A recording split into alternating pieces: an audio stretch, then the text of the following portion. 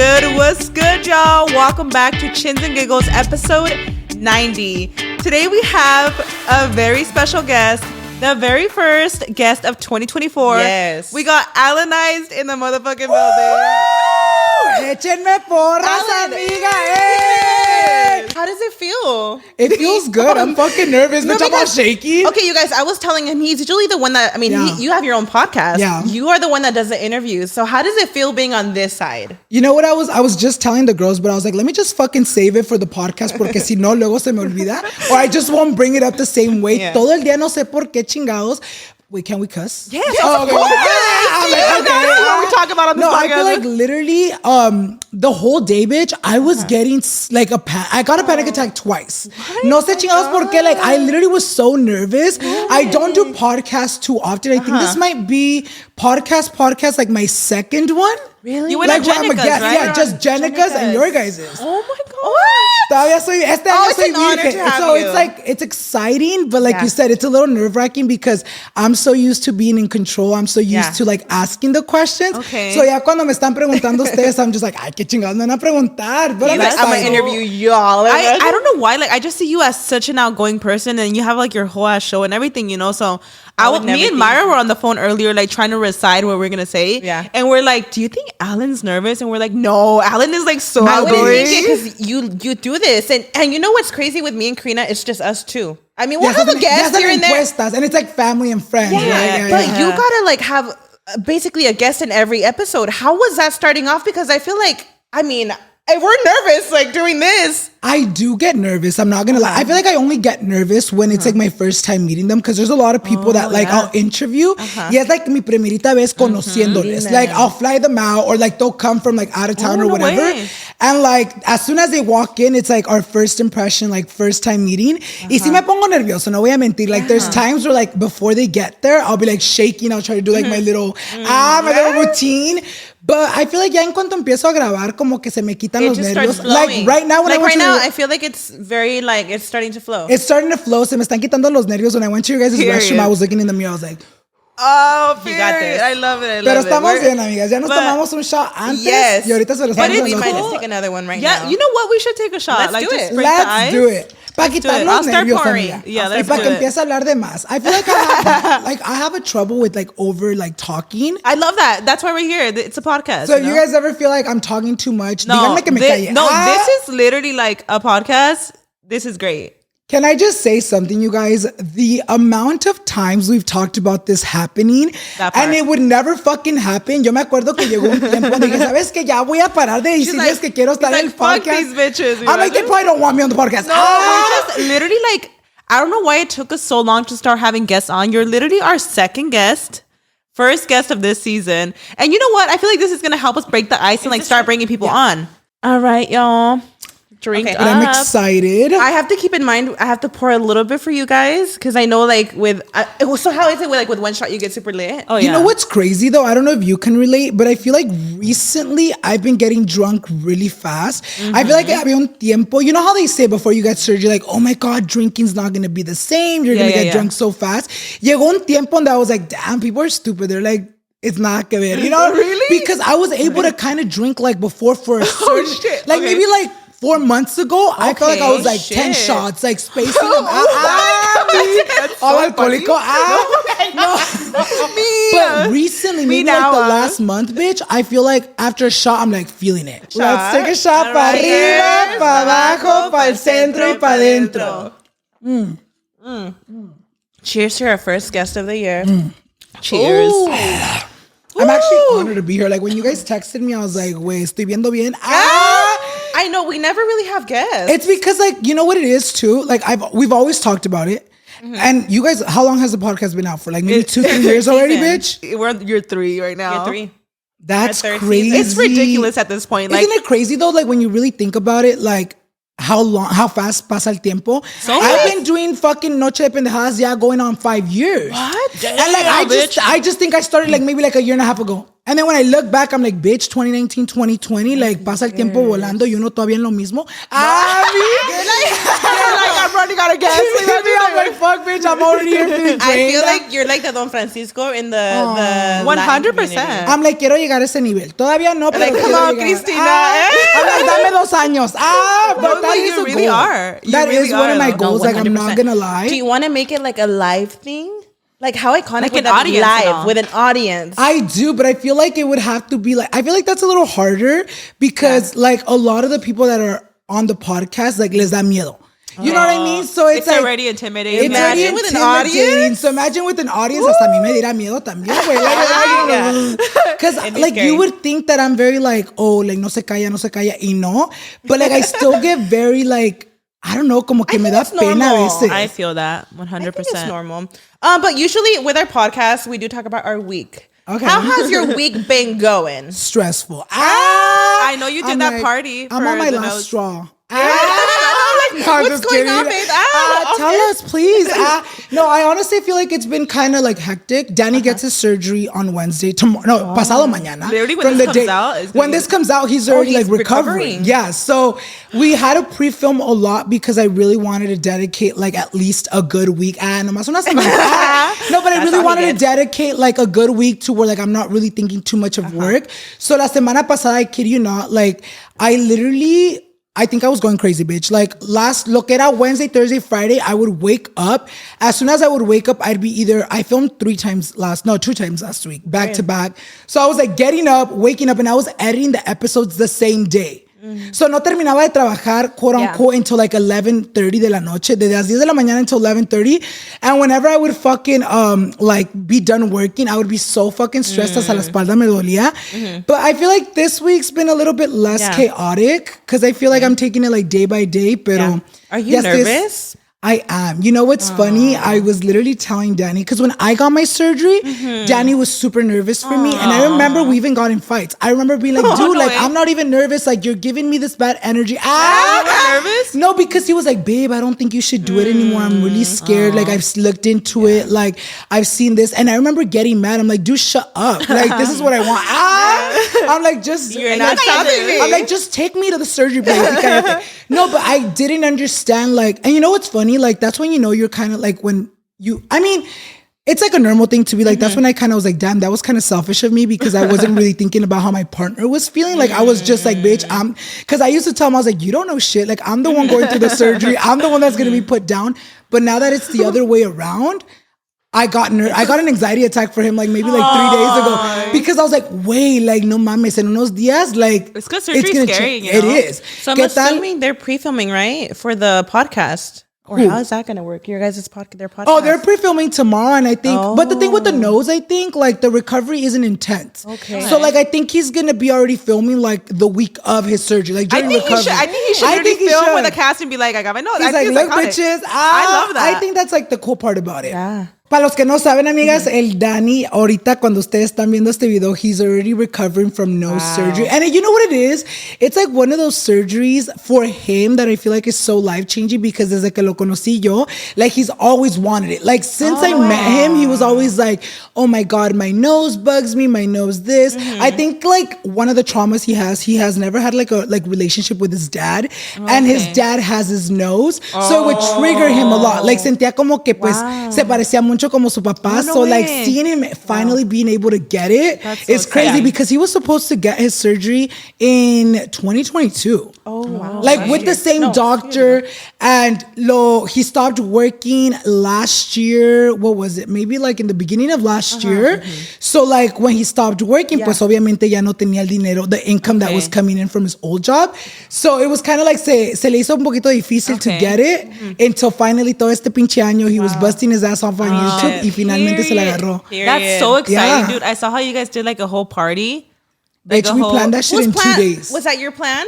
So we sounds knew like your about, plan. you're like, did you think about that? No, I did. You know what was funny? Because we knew about the surgery. Like, okay, we found out the date 2 weeks ago. Literally, like 2.5 weeks ago. Of the surgery date. Because I'm telling you, like, we were ghosting the freaking doctor for a while. Because Danny's like, bitch, I don't have the remaining money for it. And honestly, like, I'm not gonna lie, yo en ese tiempo I was like, well, ya te di tu parte. I'm like, you figure out the rest. So like he was like working his ass off to be able to pay the rest of the surgery. So when the doctor was like, hey, so when are we gonna do it? We were kind of just like ignoring him. Yeah. So when he finally had like the funds, we went in for like a follow-up consultation, and he was like, hey, I'm ready, like I have the funds, ya estoy listo, dame un día. And that's when he was like, I can do it in 2 weeks. Because I think we went in, I think como el 28 de diciembre. Oh, shit. And he's getting it literally 2 weeks. So when we went into the consultation, I was like, hey, like we should do like a going away party. Thought about, planned it. It was gonna be a whole ass party, like a house party at the house.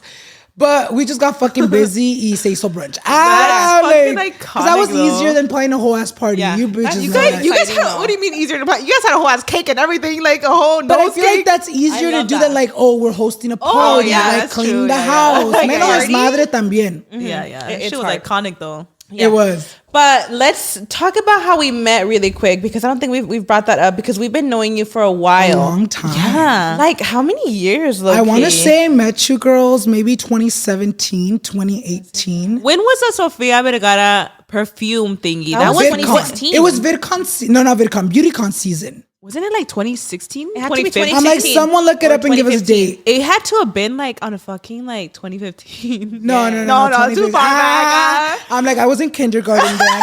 Just kidding. No, Kindergarten. I think it was either 2015 or 20. I think it was 2016, Karina. I got married 2017, and I think by then I already knew you. Yeah, you It was did. 2015. I think it was 2016. No, mentiras. Liar. No, because when I first met you in person, todavía te estaba conociendo por un ratito, and then you got married. Okay, when did So when did you get married? 2017. Oh, then maybe, I think it was 2017. 2016, because we lived at the house in Chino Hills. I was 20. Okay, that was 2016 then. That's when we went to that event. But at was the time, I only 2016. knew you. I knew of Karina. Did you meet him that day? Yeah, I did, but it was do you guys remember? It was our very interaction? high and bye vibes, right? It was very like awkward because it was like was also just, my like, hi, first bye, time yeah. meeting you, and I Yeah. had already like talked to you like online. Karina, I had known of Karina, but like nada que ver. No, You're but like, I feel don't care about this No, bitch. you know what it was too? I feel like the reason, not that I didn't care about Karina. I didn't. Like, let me clear my name.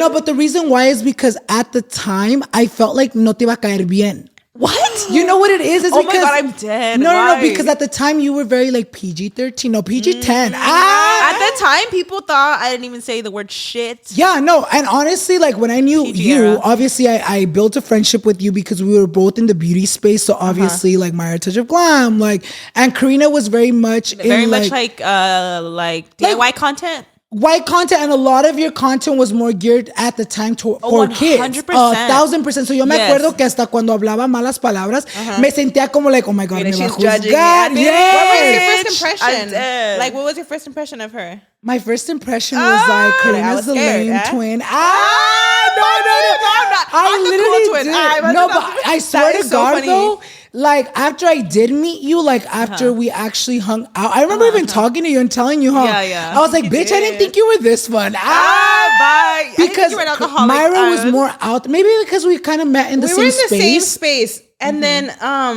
we had that collab that we Collab. did. So that's when I really first got to know you, Yeah. right? Because Yeah. the first time we met, it was just like saludando each other, right? And it was like That an was it. awkward thing. It wasn't like we We even were like, in line somewhere, bitch. We were in line, I think at we the were in bar. or line. something. No, I think we were in line to meet Sofia. And it was very to take like, a hi. picture. Was it that? I remember that. It was the Sofia Vergara X BeautyCon perfume launch. Oh, Yo, I remember because like I remember That's meeting you hilarious. guys. Like I remember it. Like I have good memory. I'm like pendejo. You're soy, like, you but I have were a good wearing memory. this. You imagine? Not that great. No, but I remember like you guys like. It was one of those things where I think you guys were like, should we go say hi? And I felt like I was talking to Danny. I was like, should we go say hi? That's funny. And I remember we just kind of like, it happened yeah, naturally. like that. And it was very much like, hi. And that was it? And I was like, bye. And no, it was very short. It wasn't like we talked. It was literally like saludando each hella other. Yeah, and it like, was hi, like, ¿cómo estás? Mucho gusto. I remember saying hi to Yeah. you, but then I remember also being like, Because you He's guys all were scared, like, you guys right? were like mutuals at the time, right? yes. I'm Because sure I don't you were- even think I followed you, Karina. Period. You know what? I don't I feel that remember. though because I was doing. I mean, at the time, I was doing like straight up just DIY slime content, and Yeah. that's all I was doing. So all my literally like my fan base at the time were like 8 to 10-year-olds. Yeah. and you know, a lot of people I feel like even like in the beauty space. I didn't get to know until like years later. I want to say even up to like maybe like 4 years ago, because before that, you know, all I knew was like, I guess like the lifestyle DIY world. And like this whole other community I didn't really know much about. So I started meeting everybody, like, you know, everyone in this space way later on. I feel like you were like those very successful Latinas in like the American influencer. It was very, world. I feel that. Like Life as Ava, like Bethany Moda, like very in that space, you know? And I feel like obviously at the time when I met them, you know what's crazy though? Like I think that way, but at the time I wasn't even doing ALANNIZED as you guys know ALANNIZED today when I met you guys. You were a beauty boy, I was like a beauty boy, ni maltrataba, way. Like I would be very like, no way. You know what? I wouldn't even speak English. I wouldn't speak Spanish at the time. Like in my videos. Okay. Yeah. That's crazy. Everybody had that era though where everybody was very proper and wanted to be. I feel like a lot of beauty gurus were very like, you know, wanted to be like, you know what I mean? Right? Yeah, because like when I started my channel, I mean, did you ever watch any of my older I videos? did. I will say that I used to watch your videos and I used to be like, oh my God, her lighting is so good. Or your setup. It was I feel like in 2016 or 2015, I tried to mimic one of your setups. no way. Y no me salió igual. Wait, so how did we find out about each other? Like, okay, so I'm trying to think of like the video that I found out about you. Like, I'm trying to think. I definitely like obviously met Alan through you. Yeah. I definitely met. I I heard of you through like it had to be like a beauty video or something because you were still a beauty boy at that time. I was a beauty boy. You know what's so crazy now that you think about it? I don't remember. You know what? When I kind of found you, I used to kind of be obsessed with your content. I'm like at a shrine. No, not obsessed, but like I used to watch your content. You know who I used to be obsessed with? You remember Leslie Alvarado? Oh my God. Yes, dude. I told you from the start. I used to love her. Yeah, she's a queen. I used to love her content when she first started, like the ColourPop reviews. And I remember when I first started watching you, it was when you would do the heavy eye looks. Oh my God. Yeah. Like 2016, maybe 2015. Way back. Y me gustaba because I would always be like, oh my God, like how is she able to do it? Obviously later on, I was like, okay, she has the eyelid space for it. I'm like, it's not my technique. I'm like, she's just fortunate. No, but it was very much. No me acuerdo exactamente el video, but I do remember when I would watch. I remember you had your little desk in the back and you had like a candle. And you used to do like your glam videos. And then Karina, I'm not gonna lie. You're like, don't know her still. I used to I'm like, didn't know of her still. No. I swear to God. I would bring you up a lot because I would be like, Karina does like crazy ass videos. I did do crazy ass fucking like when you mimicked your house, when you fucking Yes. turned yourself into fucking, what was it? a like squishy gummy head. a fucking gummy I turned myself bitch. into a cake. I did. How was that low key? Like I've always wondered, like Crazy. how was that? Like where would you look up all this shit up? Honestly, a lot of it was just kind of like I don't fucking know. I just started doing weird ass shit, like. And you know what? I knew that they were weird and they would do good. So I was like, fuck it. And then I had like, you know, my producer, she would help with a lot of like the head stuff. We would hire someone to do like the molds and stuff. So that helped a lot. But yeah, my content, like I did so much crazy You would do crazy shit. No, and they took forever too. That fucking, the dog house where I replicated my house. That shit took months because my dad made it. Yeah. But I mean, I feel like your content was like, it took a lot of work, but it also like like showed how much work you put in because girl, them views. I was gonna say they were very viral videos. Like viral. I don't remember. I feel like I can name so many viral videos. You know what's so funny? I actually have a privated video with me and Ashley back in like 2016 when I still lived in Danny's mom's house where we try to recreate your hot Cheeto slime. Oh my God. I swear to God. Like, why the fuck did I just I'll mix send hot you Cheetos mini clips on it. Because I love that. I remember like I used to watch you, but I always felt like no, like maybe I'm not her cup of tea. Do you know what I mean? Like, Oh a lo my mejor God, no that's le so caigo funny. bien. And then I remember one time we got so drunk. You know when I think I kind of clicked with you? I remember I clicked with you that one time when we were high as fuck by the trampoline. Aquí en tu casa. Oh my God, yes. And we were like on the trampoline going Yes. crazy. We were, like, jumping and shit. Jumping and shit, acting like little kids. And Yeah, I'm like, yeah, damn, yeah. I really do feel like Karina Garcia. No, It's all age appropriate. We're on the trampoline. But that's the first time I clicked with you. And I was like, oh shit, like Karina's fun as fuck. She's not what I thought. It's like a don't judge a book by its cover vibe. Yeah, it took a while too for people to get to know me like that. Because even online, like once I started posting just like, you know, me post like drinking alcohol or anything, at first people were like, what the fuck you drink? Because that's how PG I was, you guys. You were. To the point that like if I said a bad word or something, people would be like, whoa. Yeah. Obviously now, like I feel like, you know, most people that I meet for the first time, at first they used to think that I was like very, you know, PG vibes. Yeah. But I feel like people know now that I'm a down I feel like bitch. now you're like more lifestyle. I would want to take her to, you know, like events and stuff. Events were more of like I feel like they were more known back then, right? This is in my I feel like beauty events are not like a thing Like, anymore. they're not Or do we big just of- not get or are we invited? just not looking at the emails. I'm like, or do we just not get invited, bitch? Right? I'm like, No, but could be. I would always want to take her with me, and she was always like, she was kind of scared. She was like, I don't know, like the beauty influencer. They looks scared like, the fuck out of me. Why? Beauty influencers, they were scary. I don't know, because you know, like I feel like over the years, there's always been so much drama, like in the beauty space, and you know, I feel like a lot of influencers could agree that when you go to an event, a lot of times it's like kind of cliquey, and it's like some people are intimidating. You Yeah, know? especially yeah. back then, yes. And whenever I did go with Myra, especially because it was content that I wasn't doing and it was so far from like what I was doing that I just felt so out of place. And I feel like people just looked so unapproachable. I was like dead ass, like just scared of beauty gurus. You know how it was? That same event that I met you guys at, I actually have a video that I posted. I feel like that was like my first encounter with like a mean girl. Yo todavía me acuerdo. I still remember the person. Spill the tea.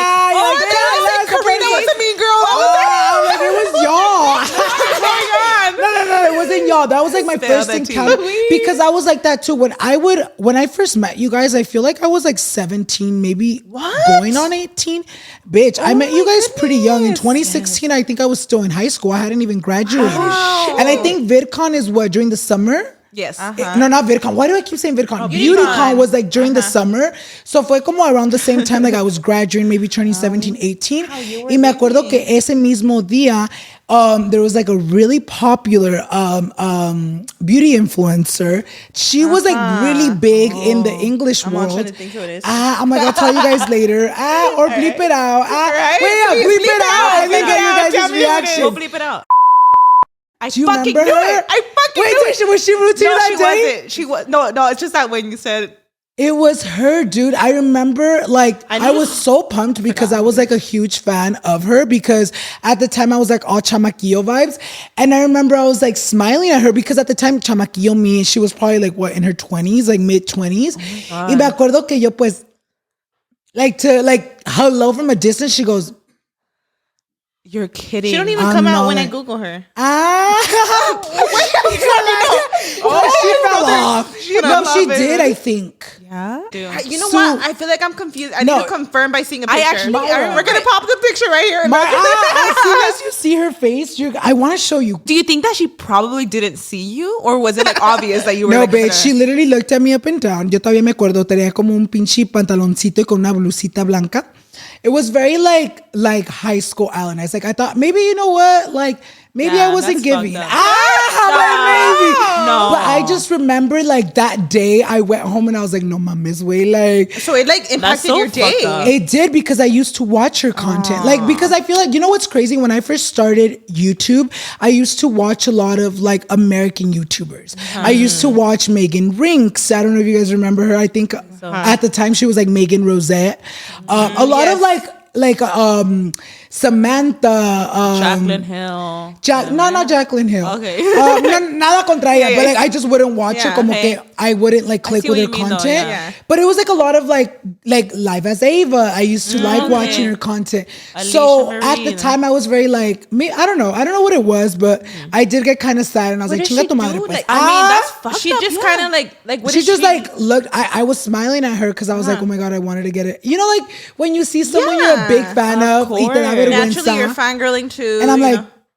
I mean, she probably got creeped out. I was all staring at her the whole time. I hate people like that. I just didn't know how to go up to her too, and I just remember her like looking at me, and we made contact. So I was like, "Oh my god, me va a pelar." Looks at me up and down. She Okay, could have that's at least crazy. just like smiled. Yeah, because when I don't know someone and I see that they're like scared to come up to me, but I don't At want to least go up to them because smile. I'm like, what if Smile, they? maybe? Yeah, I smile back. At I least always smiles. do. That's The the looking least. up and down was just like not And I was necessary. just like, oh, okay, girl. Like, That's all fucking bad. There's people like that though. I feel like that happened to me like recently. I feel like they used to wrist. A ver, cuenta. No, it did happen. I can't even like name the situation because I just feel like people would start, but I do remember that it happened to both of us, Mara. How we had like gone to like an event and we saw like a mutual that like we've seen so many times. We've always like said hi yes. to.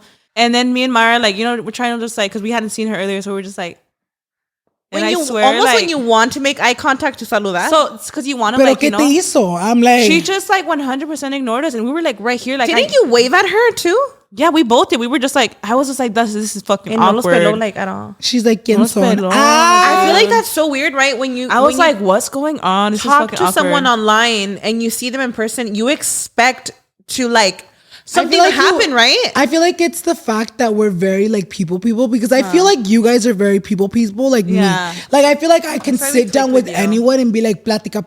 Girl, you guys remember when? No, you. Bitch. Can we talk about that? Oh my What? God. Myra used to kick it at my house. Yes. Up until where I was like, ya ni sabía cómo decirle que se fuera a su casa.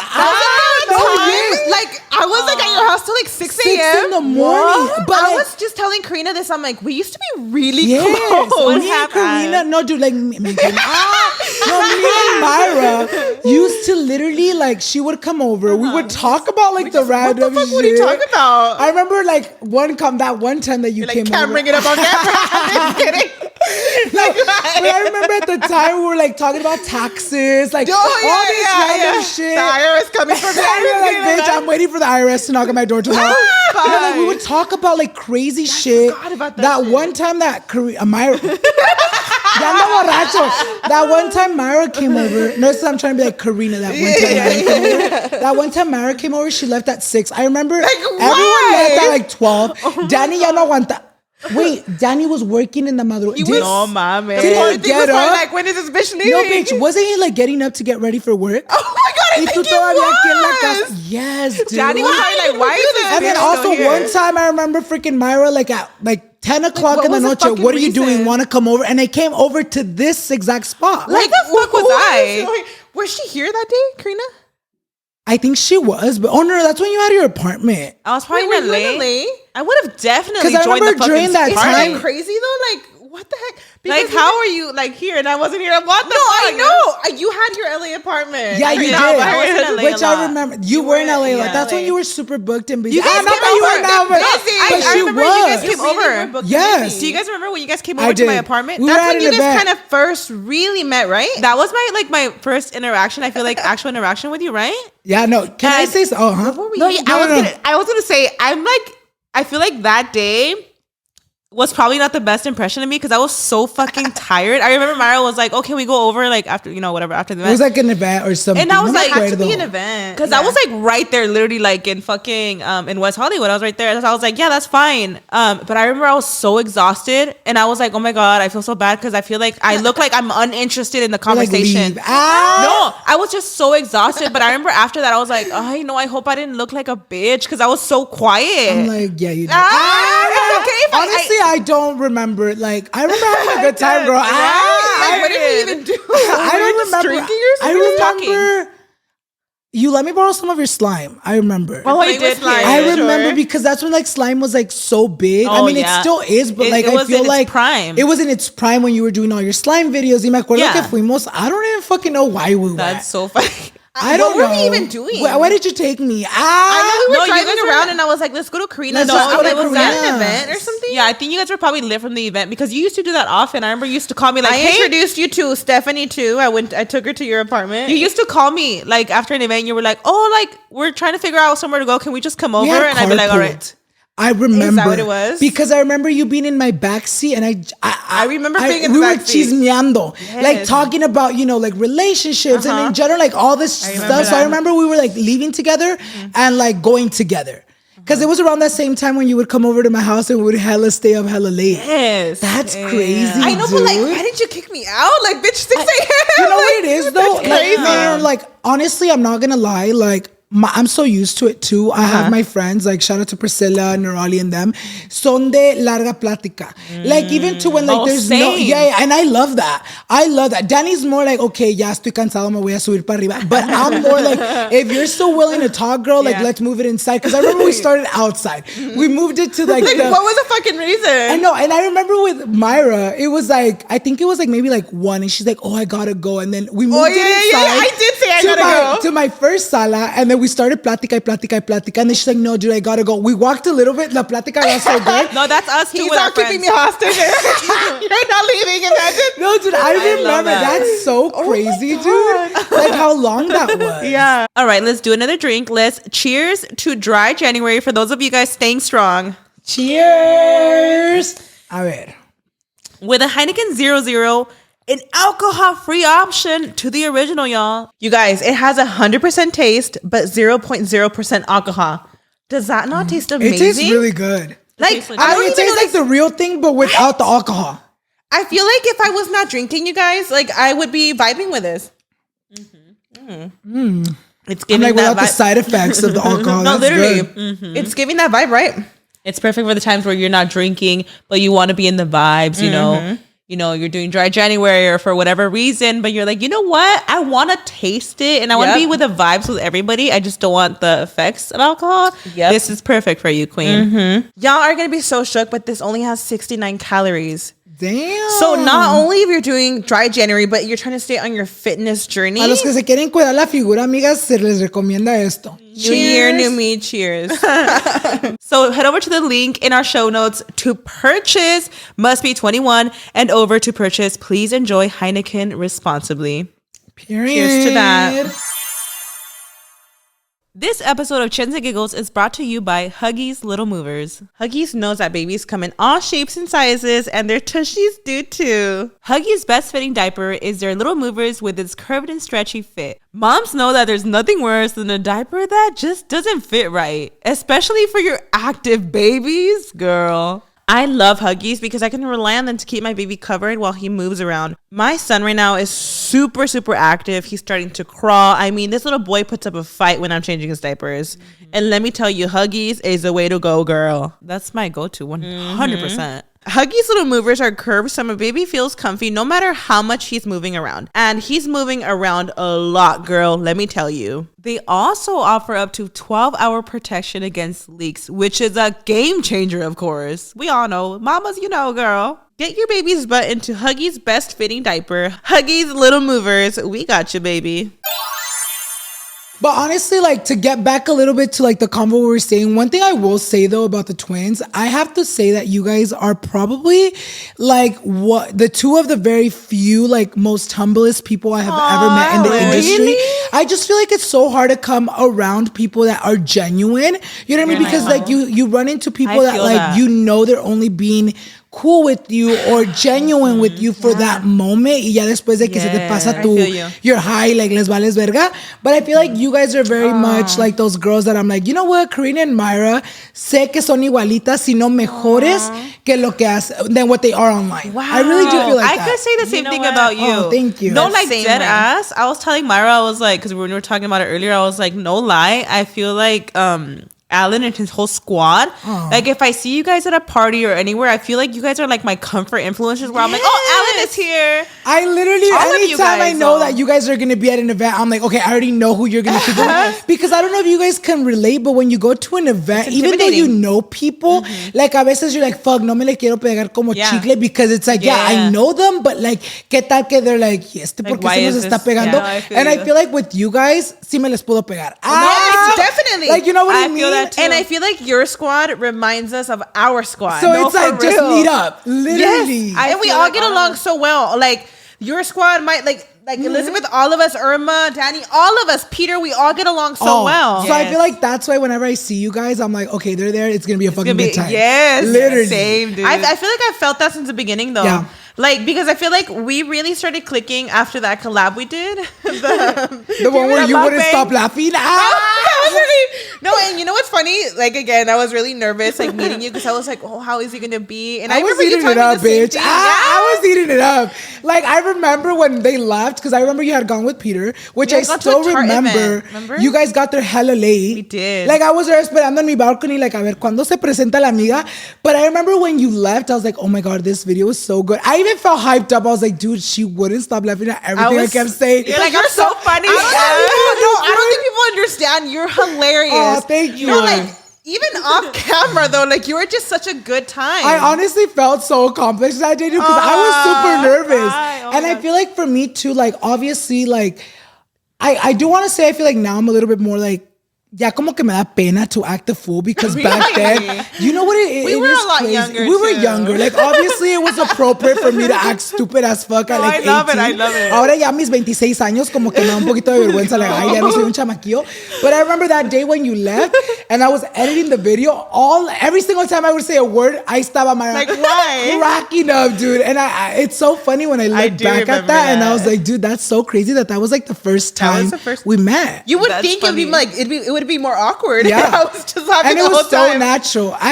I've never even done a video with you, huh? How the fuck First has video that right here, y'all. This is the first time where like me and Karina are in a sit down video. That's Wait, That's how have we groundbreaking. never filmed? Because that's what I'm telling you. I always felt like, especially when I feel like I started blowing up on YouTube, I always felt like we couldn't meet in the middle with I know our what you content. mean. Our content was so like, different. how would you like kind of like mesh those I two mean, content? it would have been iconic if I went on and made hot Cheetos with slime. No, it would have. Because I feel like when we're in person, I feel like como que nos llevamos muy bien. Yeah. But I feel like at the time, lo que te estaba diciendo, like I'm like, oh my God, like a la mejor I'm not her cup of tea. That's so funny. No. Because I used to think you wouldn't even cuss, dude. I used to think you wouldn't even drink. I know crazy. everybody would tell me that. And I think But here we are. I actually wanted to ask you because you're so funny and you have such a big personality. And on your podcast, on your show, because I feel like I see it as a talk show. Yeah. On there, you're very like professional, like interviewing people and stuff, very serious vibes. Have you ever actually thought of starting like maybe like branching off of that into like a podcast where you're just chismeando and shit? Because I feel like people need to similar to know you. You know what's funny? There has been a lot of convos because I like when you're high as fuck, bitch, like es cuando se te ponen más ideas. There was one time where like me, Danny, Irma, and even Ashley, which is Danny's sister, my sister-in-law, where we were like, hey, let's do like a spin-off. Kim Kardashian. Exactly. Like very much. Because look, the thing with my podcast, I feel like como que a veces se me complica because every single week you have to have a fucking like guest. You know what I mean? And sometimes it gets a little hard because it's like, wait, who else can I interview? Like I feel like, especially like in our industry, I feel like I've already interviewed everybody. like everyone. So there is times where I'm like, fuck, like this is exhausting, right? Like I wish I could just go up to like my little room and film with like my boyfriend, my best friend, and my sister-in-law. So there has been times where like we've thought about it, but also Danny and Irma have their podcast. So we're like, wait, but that might kind of like make people not watch your guys' too much because it's I'm gonna take all the audience. Like then it's like if you can see them all together, like if they're like, oh, it kind of like where does their podcast kind of end up if they're coming on to like a podcast with me and themselves? Gotcha. Do you know what I mean? So it was kind of like, oh, we've thought about it and I've thought about it, but uno nunca sabe ver si se hace, dude. Like I feel like it's just, I don't know. I love.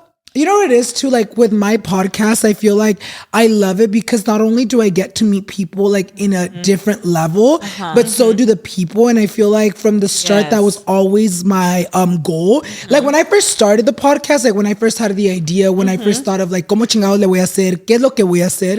I always thought about it like, because I remember, again, I'm telling you, like I grew up watching a lot of like American YouTubers. So I would always see them get the interviews, them go on Ellen, except for you when you went on Ellen, which that's crazy. I can't like believe it. congrats. Crazy. But you wouldn't see a lot of like Latino influencers get that push. You know what I mean? So when I first started, I was like, chinga su madre. Like I'll do it. Yeah. And that's how it started. And I feel like now that I see what it's become now, because girl, I was doing that shit on iPhones. Like I was doing, it was IGTV. It was IGTV. IGTV. My first season was on IGTV. It was nada que ver con lo que es ahora.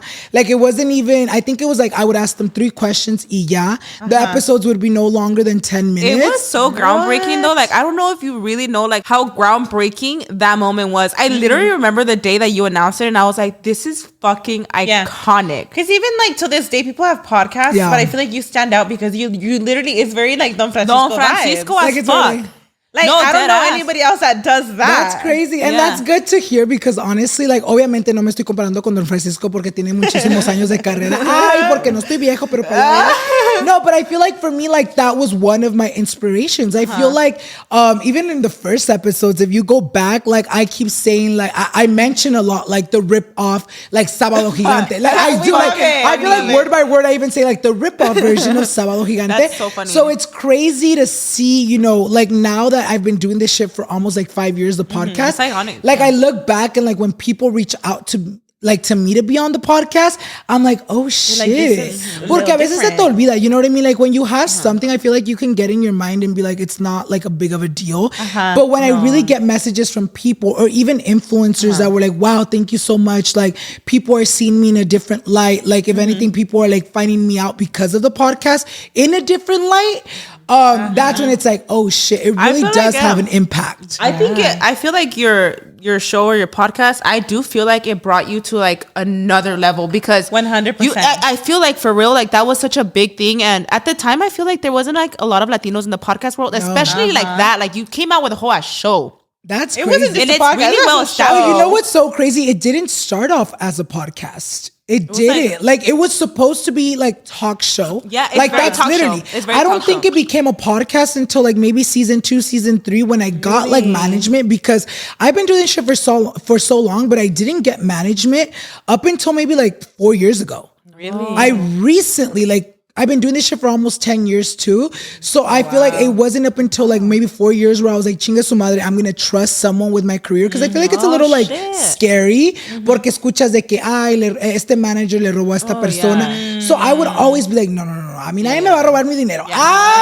But I feel like it wasn't until I got my management where they're like, hey, we see this bigger than what it is. And then I started being like, oh shit, like it really can be bigger than what it is. We started talking to like production companies.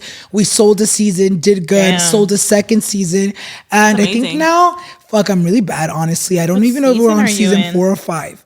But also keep it in mind, the last 2 seasons have been like over 45 episodes long. That's crazy. So it's like crazy. What season are you guys on? I feel like, We just started. This is season 3, episode 2.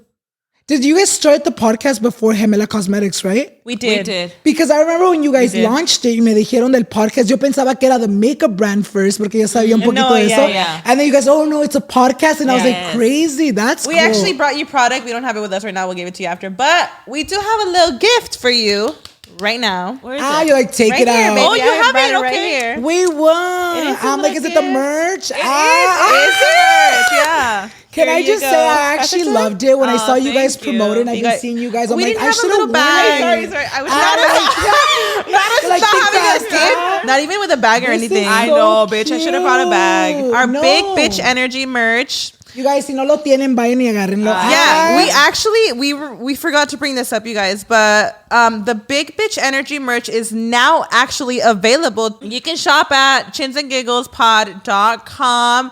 I actually have the sparkly rhinestone one, Big Bitch Energy, the We black have crew the neck. sets Y and yo tengo stuff. este set aquí. I'm all like setting it up. I'm like, oh, promoción, guys. I'm like, use code ALANNIZED at checkpoint. No, pero miren que no, it's actually really cute. At check. Me, I'm like, la emigra. At checkout. No, but can I just say, when I saw you guys like promote it, because you guys posted on your stories, no? We Who was it? talked about it also on the podcast. episode. But I did see that on you guys' story because I didn't watch the last podcast. I don't watch the I stopped podcast. watching after season 2. No. But I haven't kept up. I will say that. Like, I'm gonna be real. Like, I feel like the last month has been hectic. I feel like December is hectic as fuck. very hectic. So like, I feel like I was so disconnected, not just from like Chins and Giggles, but from life. Not like, just your boring podcast. I'm like, y'all didn't give in December. No. I actually, you know what month I loved? October. Oh my God, Skinny Tober Dude, is so can I just funny. say, I'm like a huge Damn. fan of Elizabeth. Like, Oh, she's a I queen. love Liza Elizabeth. P. Whenever she's on the podcast, can anyone else relate? Because I feel like everyone Everybody at home loves loves Elizabeth. Elizabeth. She's so funny. Like, I feel like you guys are funny as is. But Elizabeth, But Elizabeth, she's like, hilarious. she's hilarious. I feel She's like a character. She brings something that it's like, it just adds on adds to the it, already sure. funniness. So real. I like, love her. She's so real. Like there's no limit on the podcast. No for le da her. vergüenza. I And feel even like off camera though, she's such a vibe. she's you literally just gotta like that. meet Her. She's a fucking I queen. love Elizabeth. I feel like that's the thing. See, that's the thing with you guys and her, that I feel like whenever I watch the podcast, You're like, I watch for Elizabeth. whenever I That's why I watch haven't the watched podcast, it, though, like I can like be like, okay, that's really how they are in person. Do you know what I mean? Because a veces miras cosas and you're like, güey, nada que ver. Like, they're all boring in person. I'm like, why are they laughing so much online? But like, you guys are like exactly how you guys are in your podcast, like desmadrosas, like always making jokes. Exactly like that you guys are That's in so person. funny. I feel like that same, like that's how you guys are. Well, thank you. We feel the same way with you. You're a No, humble, yeah, funny you're queen. a fucking Thank you. vibe, dude. You're such a vibe. But yeah, you guys could shop at. You're like, anyways. Anyways, don't use his code. We'll go ahead and link the link for you guys to shop in the description. We are now available for pre-order, you guys. Well, the Pre-order. clothes. You're like, I'll ship out tomorrow. You're like, use code ALANNIZED and ALANNIZED will show up at your door tomorrow. No, and there's really no code, you guys. Like, don't go off and trying the code ALANNIZED. No va a servirles. But it is now available for pre-order, you guys. So go get your merch. Yes. Oh my gosh, Alan. So I know that you film your podcast at your house, and you know we film ours at our house too. I was gonna ask, this is random, but I always thought about it because I feel like this for me. Since you have guests over, you know, like weekly and stuff, do you ever feel pressure to like have your house clean and stuff All the like time, that? bitch. how do you do ask it? Irma. She gets the pressure. No, because She cleans. I'm like, Cinderella, hurry up. Clean your No, house. it's because Irma works with me. You know how she got fired in January. So this month, Okay. no, well, she's been this vocal about month? it. Yeah, this no, not this month, last year. Okay. So Irma's been jobless, like quote unquote 9 to 5 jobless Okay. for a whole year. Este mes cumples el año, no? Irma's in the putting her on audience. blast. No, she doesn't. She's very vocal about she's it. Like, employed with yeah, you, So right? I am like, as soon as she lost her job, I like was like, oh, like, you know, like obviamente no te vas a hacer millonaria conmigo. Porque ni yo lo soy. But like te puedo ayudar con darte trabajo, that. you know, I like love work with me. that. Like we're always together, you know. I love that. So when it comes to the podcast, that's also actually a reason why I want to move out of, like, I want to move the podcast out of my house because si es una chinga. Like honestly, like one, like I feel like my house lately, maybe the past year, hasn't felt like a home. Because you guys know where it's at. It's in my like front sala. Oh, okay. So if you guys don't know, the way my house is kind of laid out, there's two salas. Tengo la sala principal que viene siendo como la sala where, like, you know, like the display sala. Yeah. And then I have my sala donde está mi tele, donde está like the kick it sala, like where we actually hang out at. So the set is like in mi sala principal. nice sala. The nice sala. So it's kind of hard because like I get overwhelmed. Cameras, with work. lights. Do you feel like you can't clock out of it because you're what it is. living right there? That's with what it is. it? I wake up, like, I feel like lately, I feel like maybe the past 3 months, I've been feeling so overwhelmed with work. Because y'all know, like, I feel like, especially because you guys have not just Chins and Giggles, you guys have like the Myra Touch of Glam content, the Karina Garcia content. I feel like I always feel like I'm never leaving work. Like even when I'm chilling, there's like a little window kind of that divides like the two salas, like that little, I don't know, like the overhead. I know what you're talking Like I look to the side and like I'm just chilling and like I see the fucking setup, like the wood, like the backwood of like the Like actual living in your set. workspace. So it just almost, I feel like it gives me like a lot of like, fuck, like I can never Okay. You leave can't my step out of it. workspace. And then on top of that, it's like, si tenemos un cochinero, or like you almost feel like you can't be doing too much cochinero. Like I'm the type of Because person, you're I gonna mean, be there like the next day filming. yeah. And then it's very much like, oh my God, tengo 4 perros. ¿Qué tal cuando llegue la invitada o el invitado piensan que mi casa huele a perro? No, You know what I dude, mean? we always like It's like this. But I feel like our your house- guys' setup, I feel like It's your- like- it's like a whole studio. okay. Like I I see feel what you like mean. your guys is like you can literally easily go by like come through the back, bitch. Like, You're you know not what I stepping mean? in the house Or like like- if you do have a mess, it's like they don't go through your whole house. Okay, I And feel also that. your house is huge, bitch. Like, Right? can I just say no? But It is. I am like a messy person, and you know, a lot of times I have a mess and I cringe. I'm like, oh my god, my producer's coming over, or just in general. She's so used to it though. I feel like I've gotten comfortable with her. You know what I always say? Like, I don't know if you guys are like this too, but I've always been the type of person that likes to like address something. So like, if you're thinking about it, like, Yeah. bitch, I know. Like, I do I remember when I 100%. was bigger, I would always be like, oh my, like.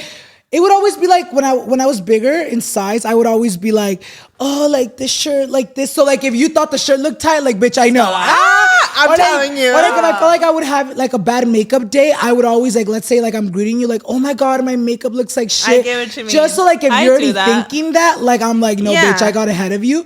So one of the things I always say, whether I feel like my house is the cleanest it's ever been, as soon as they walk in the door, I'm like, oh my god, sorry for the cochinero. I do that too. Like, and they'll be like, no, it doesn't. Or I'll be like, oh my god, Exactly. sorry if it smells like dog. Like, I have 4 dogs. Oh, no, I huele literally nada. do that too. So then I'm like, okay, aunque sea supieron, no Just saben. in case, like, let me tell you. Yeah, Just yeah. in case you think I'm a dirty pig, sí lo soy, pero déjate lo digo I'm que sé. I confirming do it that too. shit. I always do that shit too. I'll be like, sorry about the mess, and like I just had everyone cleaning like an hour Literally. ago. And Irma's like, what do you mean, bitch? I You're just like, cleaned it's for the you. cleanest For the it's ever mess, you had me scrubbing 5 minutes ago. Irma's like, babe, it's the You're like, cleanest this it's is ever not looked. enough. It's like not enough. Literally, It's the dude. cleanest it's I'm ever sure looked. Irma's in the back like, bitch, I tried my hardest. I know, right? It's all sparkly cleaning, right? Literally, it's all fucking squeaky clean. And I'm like, sorry for all the mess on the floor. That's funny. Okay, you know, speaking of your friends and you know your relationships. Wait, does Irma live with you guys? I'm She curious. doesn't. You know what's funny? Everyone always thinks, I feel like I thought you guys all lived together. I don't feel know. like for years, I feel like that's always been like the question. Like when people like, I feel like people that follow me for a long time and have heard me address it, like they know. But I feel like the people like, you know, like those followers. You're like, keep up, bitch. Yeah, like the people that like are barely joining, like the people that are barely finding you. They're always asking because if you guys don't know, Irma is my best friend, no es familia, pero la vemos como familia. I feel like I've been knowing Irma for so many years. And when I first met Irma, which is weird how I met both of them. Like they were friends, but then like I came in. So I feel like we've always been like us three. Because when I met my boyfriend Danny, I wasn't even like, oh, we're meeting up as like a couple. No, we were like besties. Friends, yeah. Like we were friends. So I just feel like after high school, you know what it is too? I feel like, ¿cómo te lo digo? You're like, that was not the question. Dude. Just answer. Does she live or not? No. But I feel like I always like saying it because I feel like, look, me and Danny are very much like, we're not PDF. Like, what is it? No, not PDA. PDA, not PDA. It's all PDF file. It's all, we're not like PDA. So like, even like when we're alone, no, not when we're alone. Like when we're in public, it's very rare when you'll see us like holding Dude, hands. that's me too. That's me. Like it's very rare when you even see us like making out. Like it's very, very rare. I don't know. I mean, me da como vergüenza. No, I Me feel too. you with that. Like I'm like, girl, no one needs to see me all fucking scamming it up. I can there's- wait. Like, no, I really can. So like, I feel like when I first, you know what? It just happened very gradually because when I was friends with Danny, we became friends with well, I became friends with them both at the same time, and it was always all of us together. I love that. Like during like senior year of high school, like I would ditch with them. They didn't have a 6th period, so I would like literally like ditch my 6th period and I would sneak out in Irma's car 'cause in the fucking ¿cómo se llama? En la cajuela. Oh my So god. ever since like I was like you were writing in the cajuela? I was in the cajuela because at the time, I guess a lot of people were my ditching God. 6th period. Why couldn't you just hide it like duck? Because bitch, no, like they would. It got to the point where so many people were ditching like 6th Damn. period that they would be at the exit. Irma had a car, so the way we would leave was in the car. So she would just pop the trunk up and get in. because they would check our shit. schedules. And obviously, I Fucking didn't have a dead. schedule. And at the time, they used to be like, "Oh, just screenshot mine." But it became a point where like they're like, "No, move it, so it won't be a screenshot." Okay. So when it became that, I was like, fuck, bitch, I'm not trying to go to 6th period. Like, how can we do it? I would sneak out in their trunk. By the time we would get out of the parking lot, Can 6th you period would be breathe in over. there? Bitch, I would come out sweaty. But like, I was gonna say, Sweaty. And I would be like, bitch, I don't know why I you didn't couldn't just stay in she's not, 6th she's not period. forgetting. She's not forgetting. No, it's because I couldn't lay down. It's because se asomaban la se palisca. asomaban, Like, they okay. would be like, who's in the car? My Like, God. check God. their schedule. Open up the trunk. Like, open up that. I hear fucking someone fucking humming in the back. Me all fucking catching my breath because I was sweaty.